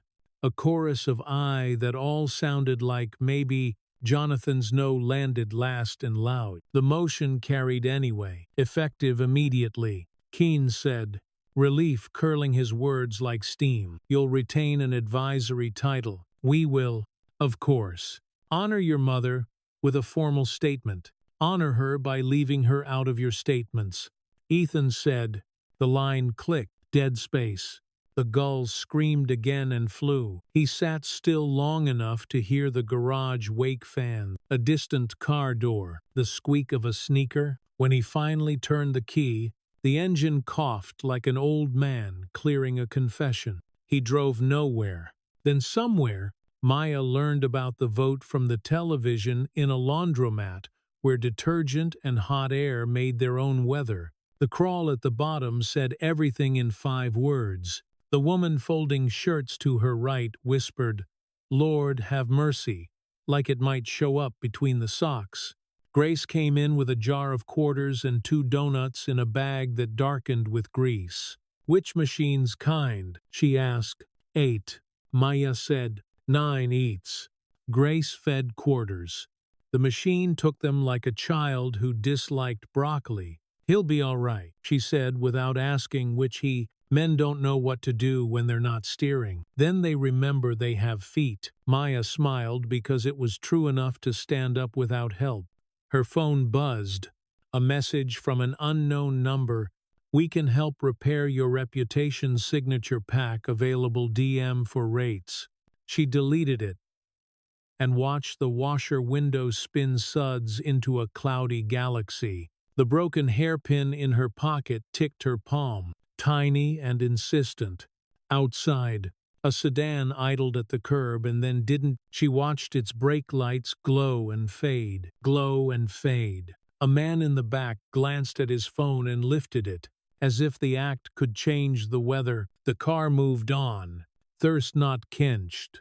Regina sat at a makeup chair in a studio refrigerated for cameras, not bodies. A woman dabbed at her under eye, with a sponge shaped like a question. 2 minutes.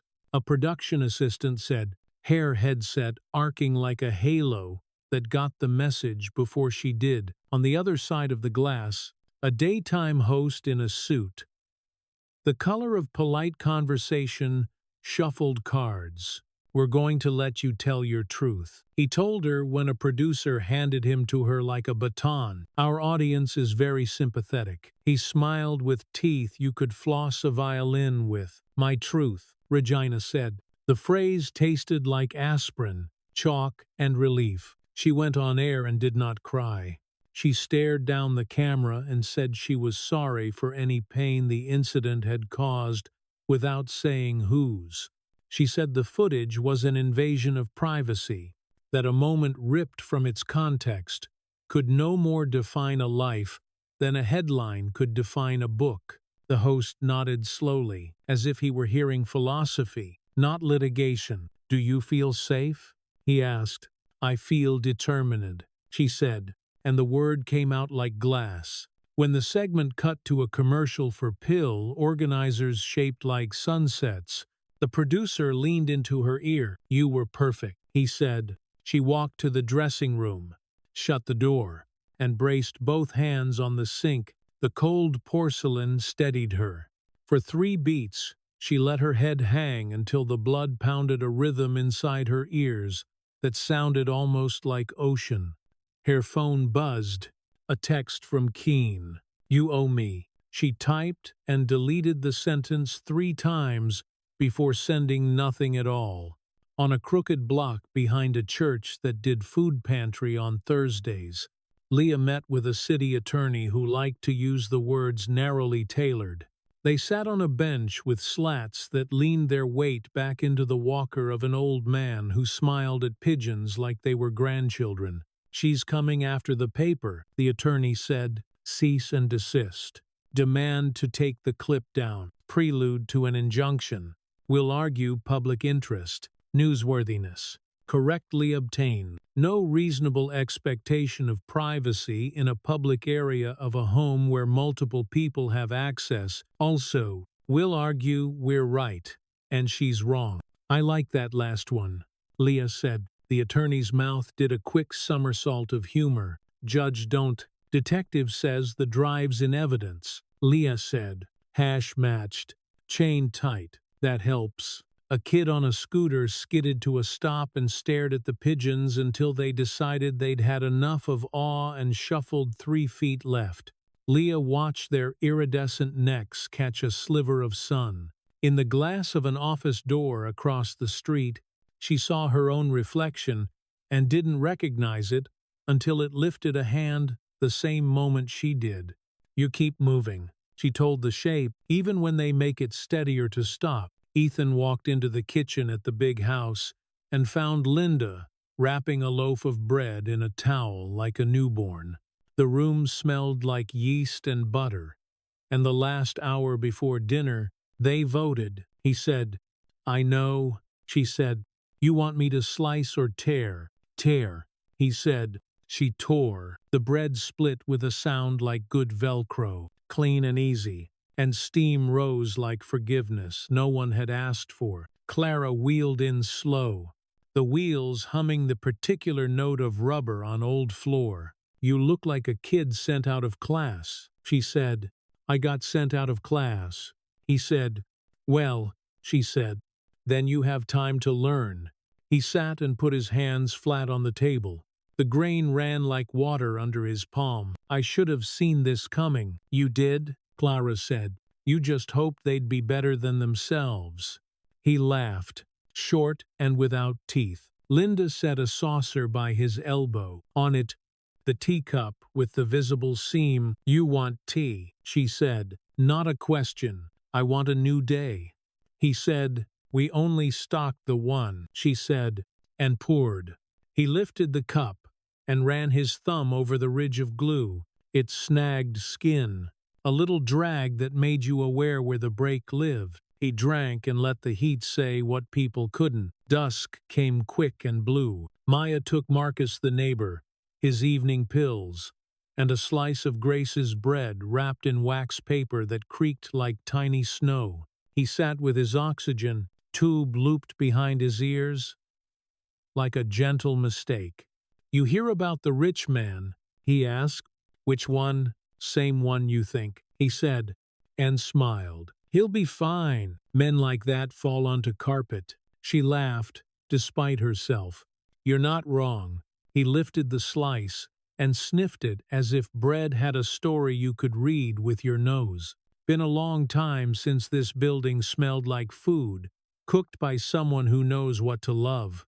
"Grace knows," she said. "You do too," he said without looking up. On the way back to the spare room, she stopped by the corkboard. The hairpin held a new scrap. Board voted. "He'll survive." The pin's missing tooth made the corner of the paper lift, breathing in the draft that slipped under the door. Her phone lit with an unknown number again. She let it ring itself to sleep. Silence filled in around it, soft as a quilt. You don't trust and pull to your chin anyway. Out on the street, a car door shut decisively. Footsteps, then a pause that had intention in it. She stood still and listened to the household itself. Wood settling, pipes clicking like far-off crickets. The steps moved on. Somewhere a dog barked once, twice, then remembered it knew the night and quieted. She lay on the bed and looked at the ceiling river again.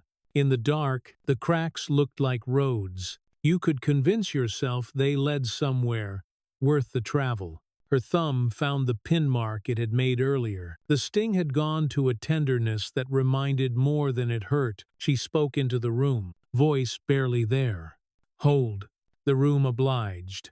Rain returned like it had business here. Thin at first, then hard enough to pick bones. Leah parked 2 blocks from the Chronicle because the street out front was clogged with tripods and men who loved their own voices.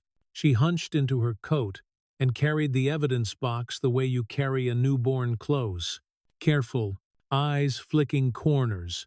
Inside, the lobby heat felt baked and stale. The night guard lifted his chin. No conversation, just respect. On the 7th floor, the newsroom throbbed low and steady. She set the box on the conference table. Jonathan was already there. Suit loosened to the first honest notch, tie a question mark dangling from his collar. A forensics tech from the state lab Hernandez. Sleeve tattoo peeking past his cuff, clicked a Pelican case open.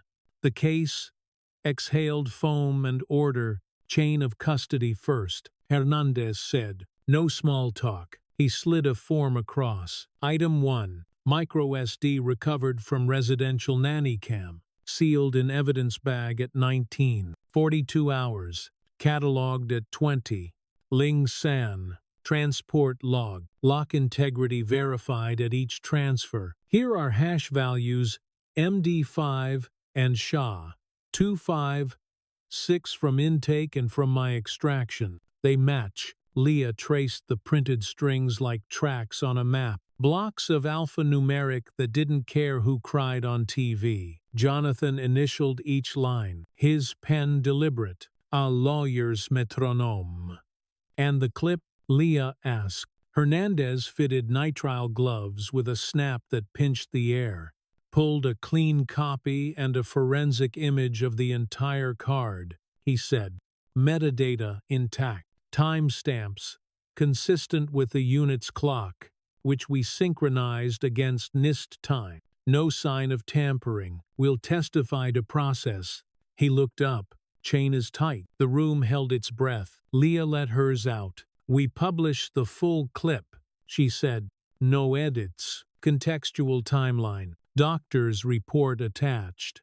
Note on the board vote as background. Not bait. We put receipts where there's heat. Jonathan nodded. Attached Dr. Patel's affidavit to the package. He examined Mrs. Calloway within the hour. Documented contusions, consistent with a sharp toe kick and fingernail abrasions on the proximal forearm. He's good on the stand, better on paper. Hernandez powered a small right-blocked reader and seated the card. The monitor in the center of the table woke blue, then became a room Leah had already memorized. frame by frame, polished floor, lamp glow the shade of single malt. The first shiver of porcelain, then the body that moved before thought did the younger woman stepping in with her whole back, bracing the older one, taking the impact that doesn't make a sound until later. Silence reclaimed the table. The hum of the newsroom bled in printers. A coffee machine that refused to die. Someone laughing too high and stopping fast. Leah watched the seam of the teacup flash once in the corner of the frame, harmless as a crescent scar. When the clip ended, she felt the familiar hollow. The space you get after a truth takes the room and sets it straight. "Run it," she said. Across town, Ethan sat in the spare room's dark with the hairline crack on the ceiling rivering above him, his phone face down on the quilt, vibrating itself toward the edge every 5 minutes. He caught it once without looking and put it back in the middle like a restless child. On the dresser, Clara's teacup caught stray light and laid a thin, white line on the wall. He could hear Linda in the kitchen downstairs, knives tapping against a board, the radio whispering old gospel as if sound could hold a house together. The board had taken his title and left him every consequence. Keene called twice since. First time to explain that stakeholders were skittish. Second time, to offer a path back that sounded like a leash. Ethan let both calls go to voicemail and kept the messages for the record. That's what Jonathan told him to do. Keep records, not grudges. The spare room door eased open. Maya leaned on the frame, hair damp at the ends, a clean sweatshirt hanging soft. She didn't flip the switch. Night softened her edges into intent. "You look like you're trying to outstare your thoughts," she said. "They're winning," he said. She stepped in and sat on the floor near the bed, back against the dresser. Knees up, close enough to share a silence, not close enough to crowd it. "Leah's publishing," she said. "Full clip, chain of custody, doctor affidavits. No theater." He swallowed. The movement sounded loud to him. "Good." She asked if you want to comment. He thought about all the ways men in his position made statements that did nothing but center themselves. He thought about the night his father left, and how his mother had taught him to tell the truth like a prayer you say without moving your lips. "Tell her my comment is, let the record speak." End quote. Maya smiled like the line was better than he thought. "Short and clean," she said. "I'm learning.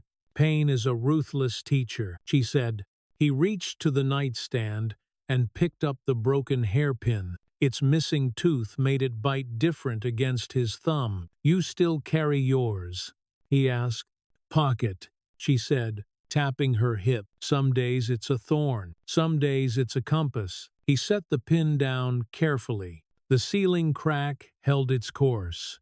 Regina watched the clip on a tablet in a car that smelled like new leather and someone else's cologne. The driver had instructions to circle the block until she said stop. He did, a silent orbit that only made her sicker. The video played without commentary. No Chiron, no hand-holding, just the room and the time and what happened. When the last frame held and then went black, she saw herself reflected in the screen, hair too perfect for the hour, eyes ringed in cosmetic dusk. She hit replay.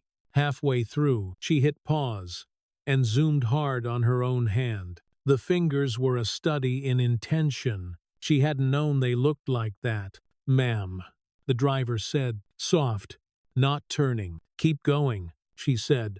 Her fixer texted 6 different strategies. Threaten the paper again. Muddy the hash values.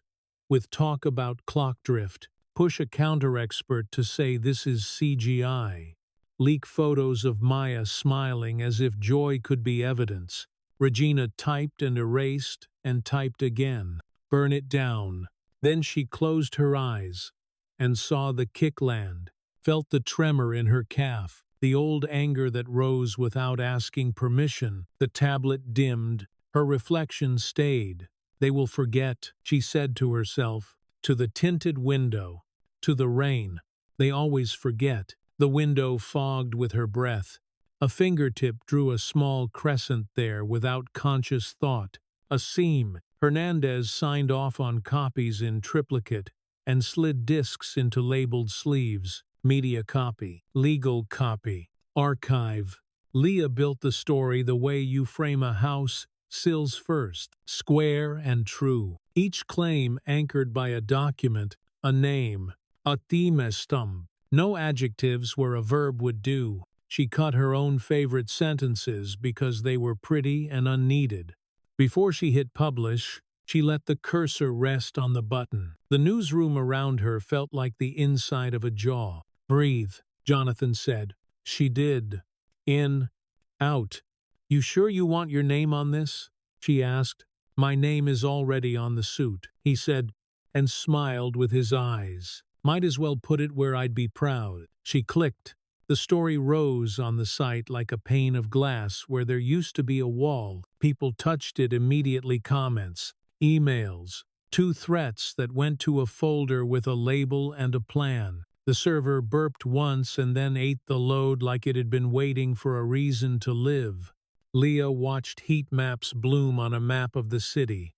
Uptown turned red. The peninsula warmed next. Then dots lit in towns she'd never see. Boise, Duluth, a place in West Texas, whose name looked like a bet. She scrolled through the comments against her better judgment. One from a nurse in Savannah. I've seen this look. We all have. Another from a man whose mother wore bruises like jewelry you couldn't pawn. The room got close. She stepped away from her screen and found the quiet beat her hand flat on cool glass. The city beyond doing what cities do. Light. Move. Forget. Remember. Keene's office faced the river, and a reflection of himself he preferred to the one under fluorescent light. He read the Chronicle piece on his phone, lips tightening, thumb doing the angry scroll. His assistant hovered like a good ghost. We need a response, she said. We need a time machine. He said, statement draft. She offered, say the board respects due process and has always prioritized Mrs. Calloway's privacy. He said, staring at the water that didn't mind him, and schedule me with Preston on business hour. I'll do calm. He looked at the photo that wrapped the story, a static of the room, the seam of the cup almost visible if you knew where to look. Something like shame itched under his jacket. He remembered a call months ago when Regina told him, lightly, that she needed him to stop a woman from becoming a problem. He'd told himself brand protection and slept fine. He didn't sleep well now. He typed a text to Ethan. We can fix this if we get on the same page. He didn't hit send. He deleted the text, then deleted the deletion, as if erasing could white out the part of him that still wanted to win more than he wanted to be right. Evening pulled its gray sweater on. Grace lit 2 candles in jelly jars on the kitchen table because the storm had the power flashing ideas. If it goes, we eat by memory, she said. Linda laughed. Low and clean. The house smelled like onions gone sweet, rosemary hit by heat, bread making promises it could keep. Maya filled Clara's teacup with chamomile. The seam caught her thumbnail, a tiny snag that registered and moved on. Clara lifted the cup with both hands. Heard your friend. The reporter broke the dam. She said, she did it right. Maya said, right is a slow machine. Clara said, it gets there because the wrong burns out its bearing. A thump at the front door cut the room. Not a knock. Weight against wood. Everyone stilled. Linda set the knife down in a way that put it both close and away. Grace glanced at the drawer where her late husband's flashlight lived. Ethan crossed the hall, each step measured, so the floorboards didn't betray him. He looked through the peephole. Rain smeared the view into a watercolor. A figure filled the glass. Too close, breath fogging the lens. No posture of delivery. No umbrella architecture. He didn't open. Who is it? He asked. Nothing. Then the wait again. A shoulder testing a hinge, a dry click that wasn't the lock. He stepped back, phone in his palm, thumb ready without looking. Motion-activated security glowed a pale square on the transom. Somewhere down the hall, the storm tripped the lights and brought them back in a slow blink. "Call it," Clara said from the kitchen. He did. The dispatcher's voice was brisk and methodical, a long-distance hand on his spine. He gave the address, the situation, described the figure as best he could, without calling them what his fear wanted to call them. The dispatcher said units were on the way. "Stay inside. Do not engage." The house tightened around them. Maya stood in the doorway between room, body.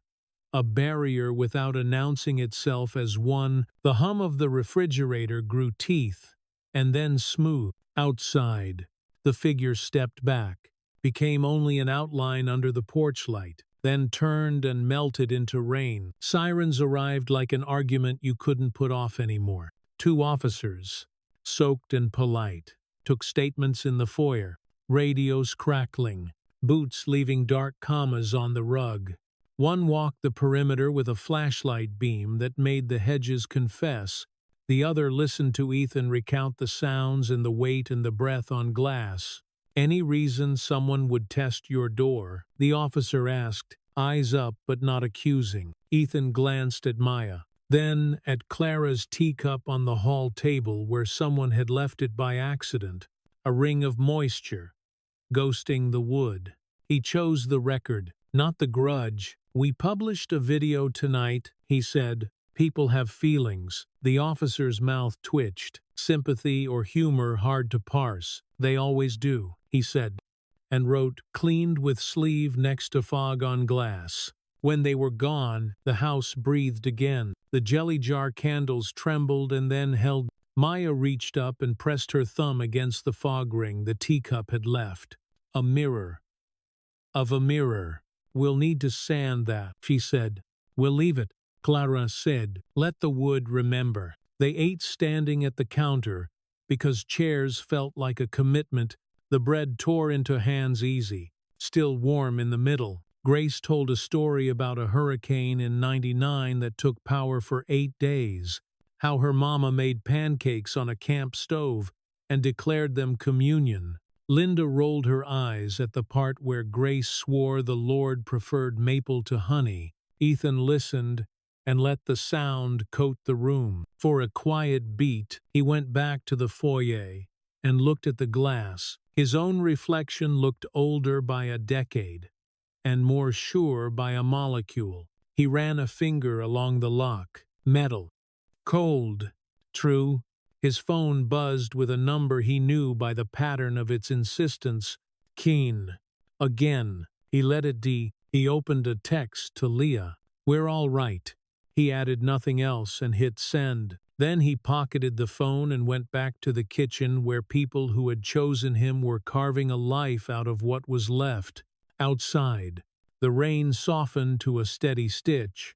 Down the block, a car idled too long and then slid away. In a 9th-floor hotel room upriver, a woman drew a seam on a fogged window and wiped it clean with the heel of her hand. In the Chronicle's server room, a light went from green to a warmer green, as if a machine could feel useful. Night settled. The ceiling crack in the spare room didn't move, but it looked different to Ethan when he lay under it later. Less like a wound, more like a map. He let his eyes follow it to the corner and back.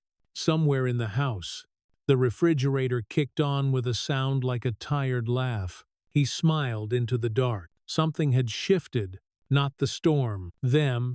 Morning came in thin bands through the blinds, a pale slice across the spare room wall. Ethan lay awake, listening to the house compose itself, pipes, tapping, a bird taking inventory in the magnolia, Clara humming something half-remembered down the hall. The hairline crack on the ceiling ran from corner to vent, a riverbed gone dry.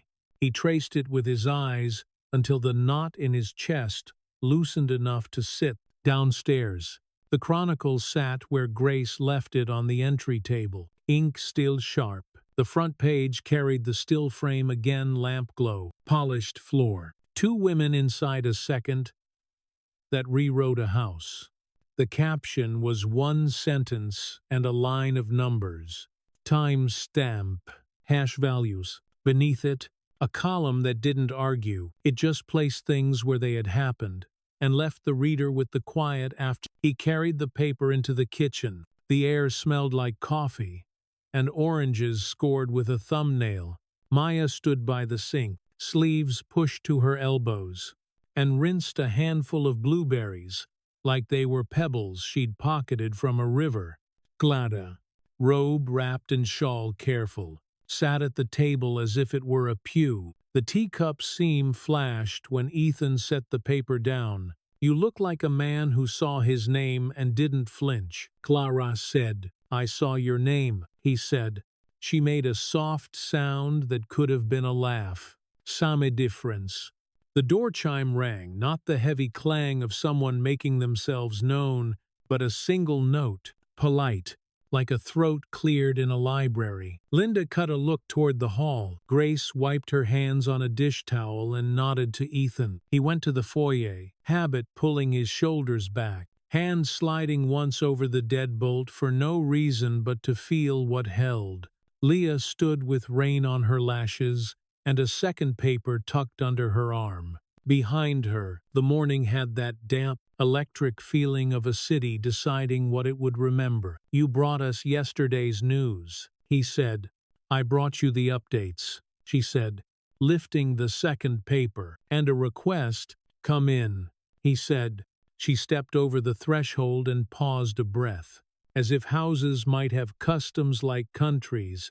In the kitchen, she greeted Clara with the kind of respect born out of watching a person hurt and keep their chin level. She nodded to Maya in that friend way that says we're both tired but still here. She placed the paper on the table and unfolded it to a smaller headline. "Ward Council seeks injunction.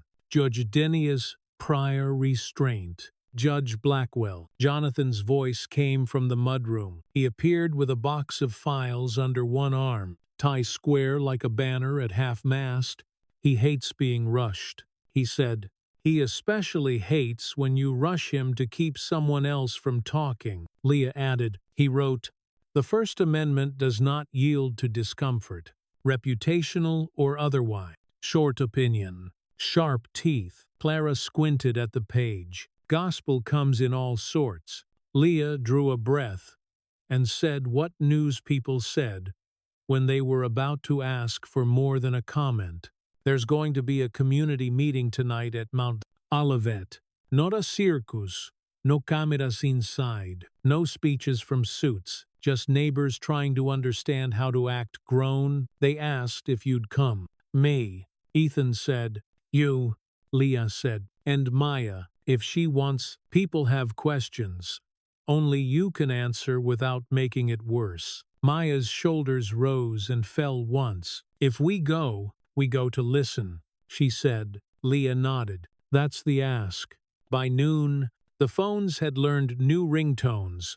Keene had booked himself on 2 shows. The clips ran on mute in Jonathan's office, while he and Ethan built a statement for donors that said everything without saying it on paper, that carried more weight than a tweet. On screen, Keene sat with his chin placed like a product on a shelf. He talked about fiduciary duties and privacy, and the complexity of leadership under fire. He never said the word sorry. He never said Maya's name. Linda packed a tin with cornbread for the church, tucking a folded paper towel between layers like a grandmother's blessing. Grace ironed a blouse until the steam pressed the morning out of it. The house hummed with the small, urgent work that happens before a hard day. Mid-afternoon brought a surprise. A thick envelope at the door. No return address, inked in a hand that tried too hard to be steady. Inside, a letter on engraved stationery, and a check with more zeros than anyone at the table liked to see. Ethan read the letter out loud because secrets had done enough damage. It was from a board member whose name had appeared on more building plaques than he'd attended meetings. He wrote about the Chronicle being irresponsible, about Ethan betraying the brand, about how litigation would be unavoidable unless an amicable resolution was reached. The check's memo line was blank but loud. Clara laughed, a small, sharp sound that belonged in another era. She reached for the check, squinted, and then held it by the corner like something contaminated. She lifted her teacup and set it down with surgical care on the table, seam toward the man whose name was inked at the bottom of the letter. "We'll use their paper to steady our cups," she said. Maya slid the check into the envelope and sealed it without licking the glue. "Send it back. Certified," she told Jonathan. "Let the record speak." Jonathan smiled into his coffee. "I'm printing that on a t-shirt," he said. Melt.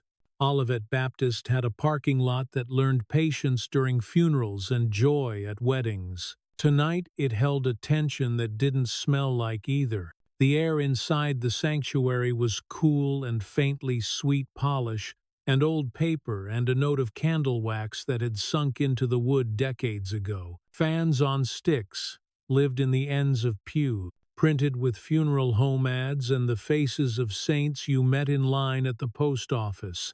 The pastor, a woman with salt at her temples and a voice like well water, welcomed them at the side door. "No cameras," she reminded Leah, who held up both hands and left her bag in the office like a pilgrim ditching a knife. "No applause," the pastor said to the room when they stepped into the light. "If we clap, it's for the Lord or the choir." Ethan sat with Maya and Clara halfway down on the left, where you could see the pulpit without having to see yourself on it. He could feel eyes that had been kind to him in grocery stores turn complex. The Chronicle sat folded in some laps. Others refused to touch it like a hot plate. The pastor opened with a prayer that sliced the air into pieces small enough to chew. Then she did what good pastors do. She stepped back and let the room tell itself. A nurse in navy scrubs stood first. "I've seen women come in with what that video showed," she said. "No tremor. We don't ask the right questions. We bandage what we can and send them back home where the wound started." A man in a town and country polo with a contractor's hands said, "You helped my brother's business get a bid, Mr. Calloway. You also didn't pay a subcontractor on time last year." "Both can be true. What you going to be now?" A girl of maybe 16, braids tight, and eyes that cut through armor, said, "If I was Maya, I would have slapped that woman so hard she learned a lesson." Laughter rippled and died. She added, "Get her." I'm glad she didn't, because the camera would have made that the whole story. The quiet beat came like a flute. You only hear when the drums rest. It was a cough toward the back, someone clearing air for speech. The man who stood had a head full of white hair and a suit that fit like memory. He held his hat in both hands, the way men used to in photographs. "I spent 40 years telling myself the river only flowed one way," he said, voice steady, "from men with money to truth. I was wrong. Tonight, I come to say that out loud where it counts." He sat, no applause. The room swelled with something that might have been relief. The pastor nodded toward Ethan. "Brother." He stood because sitting would look like hiding. He kept his hands visible, not in his pockets, not in prayer. "I've been the kind of man who thinks an apology should make the bill go away," he said. "It doesn't. I put a woman in harm's reach by believing the word of someone who told me what I wanted to hear. My mother taught me better. I listened too late." He met eyes as if they were questions on paper. "I can't fix what happened in that room, but I can tell you it won't happen that way in mine again. If you want to help me build something that lasts longer than a headline, call me. If you want to watch to make sure I mean that, good. Keep watch." He sat. His heart hit his ribs like it was trying to get out. Maya didn't stand. She turned a fraction and spoke, so her voice reached only as far as it needed. People talk about grace like it's soft, she said. It isn't. It's sandpaper on your pride. You use it anyway. The girl with the braids smiled at her like they shared a secret. When they filed out after the night had cooled into something you could stand in, Leah walked beside them to the step. Jonathan slipped away to take a call where he wouldn't ruin the mood with words like amended complaint and declaratory relief. They were almost to the car when a voice carried out of the dark in a tone that had built boardrooms. Ethan. Keene leaned against a column, as if it were a backdrop he'd ordered. No cameras tracked him. He looked smaller by a degree. Or maybe the building was taller the closer you stood. I came to say I got it wrong, he said. On camera. Off camera, Leah asked flat. He sighed through his nose. Off, he said, as if it cost. I ran with the story that protected the asset. That's the job. But that video, he trailed. For a beat, the only sound was a cicada, working itself up to a sermon. I'm stepping down as interim, he said. The lawsuit stays. The insurers want blood, but I'm not going to be the knife. Maya watched his mouth more than his eyes. That's not contrition, she said. That's repositioning. He nodded once, a man recognizing a line he couldn't charm. Maybe both, he said. Sometimes you try to land on the right side late. It's not noble. It's necessary. Then say it where it counts. Leah said, on the record, tomorrow. He said, I'll call you in the morning. If you don't, I'll call you anyway, she said. He smiled at that. A tired shape. He looked at Ethan, then passed him to Clara on the church steps, in conversation with two women who had been nurses before he had a driver. Your mother deserved better from all of us, he said. She still does, Ethan said. Keene nodded and melted into the lot, like a man who understood shadows finally belonged to him. Night brought news the way nights do. A push alert on Leah's phone, a chime on Jonathan's, a text to Ethan from a number he hadn't saved because he didn't like to label ghosts. Regina Ward had been stopped at customs in Lisbon on a watch list triggered by a name she'd traveled under before. The headlines called it a detention. The small print called it a paperwork problem. The truth lived somewhere in the seam between. Leah read the wire twice, then put her phone face down on the console. We don't gloat, she said. Won't, Ethan said. Can't, Maya added. That's how you become what tried to break you. At home. Grace left the porch light on, as if she could land planes. Inside, Linda had taped a note to the refrigerator. Police called. Nothing but a cat on the porch. Big cat. Very judgy. Clara laughed until she coughed. Ethan rubbed her back while Maya fetched water. A normal minute fell over them like a blanket. They sat in the living room because bedrooms held days' residue too tight. The storm had left the air clean enough to taste. Crickets took the night from the birds and tuned it low. Jonathan called with the official word. The injunction to gag further publication was denied at the appellate level too.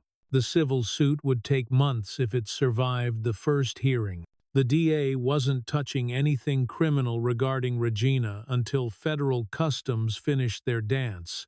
Slow machine, Clara said when he hung up. But it hums. Leah sent a final text before sleep. Keynes agreed to go on record. Noon. I'll keep it dry. No victory laps. Maya replied with a single thumbs up and then stared at her own hand a long time, the way it could bless or deny. With a muscle twitch, she slipped her mother's pin from her pocket and set it next to Clara's teacup on the table. The two broken things looked like they'd known each other a long time. What would you call this season? Ethan asked no one.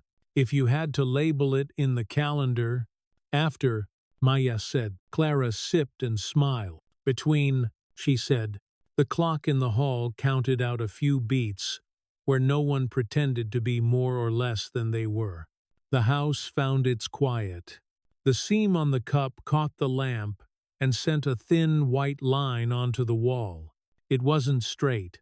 It didn't need to be. Near midnight, the power flickered once like a wink and held from some high floor across the river. A woman pressed her forehead to a window and drew a half-moon in fog. She wiped it away and found it didn't change the view. In the spare room, Ethan lay back and let the ceiling crack guide him like a road seen from a plane. He didn't know where it ended. He didn't need to yet. Beside the bed, his phone buzzed with a message from an unknown number that began with a single word. Sorry. He didn't open it. He turned the phone face down and let the light die under his palm. The night thinned. Somewhere, a siren wailed without urgency. Somewhere, a child laughed in sleep. A sound like forgiveness you didn't earn but got anyway.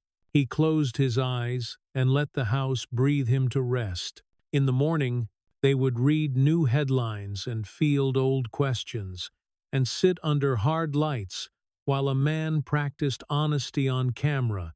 They would eat cornbread cold over the sink and argue about whether to replace a rug. They would start the paperwork for the fund that would, God willing, outlive them all. For now, the last image before sleep was small and ordinary. Steam lifting off a teacup with a seam that caught light and made a thin, imperfect arc on the wall. It looked like a horizon from a different country. It looked like a map drawn by hand when no one trusted the stars.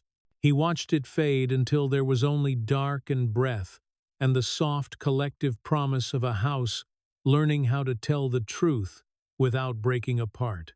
Every storm leaves something behind, not just wreckage, but revelation. This story reminds us that silence, however safe it seems, often protects the wrong side of the truth. When we choose to speak, to document, to stand up even trembling, we reclaim our own dignity, piece by piece.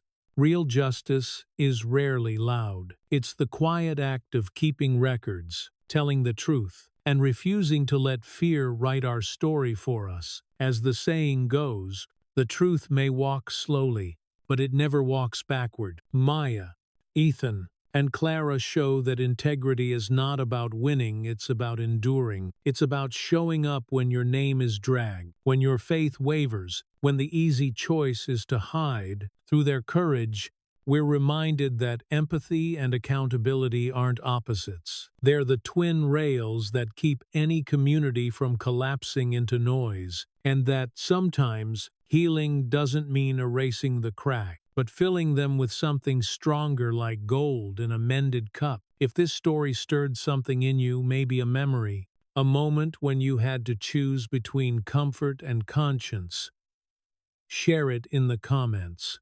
I'd love to hear your thoughts, your own stories of standing up, or simply what part of this journey stayed with you. Don't forget to like, share, and subscribe so you won't miss the next story. Each one a mirror, each one a chance to see ourselves a little clearer. Until then, may you find peace in your truth and courage in the quiet hours that ask for it most.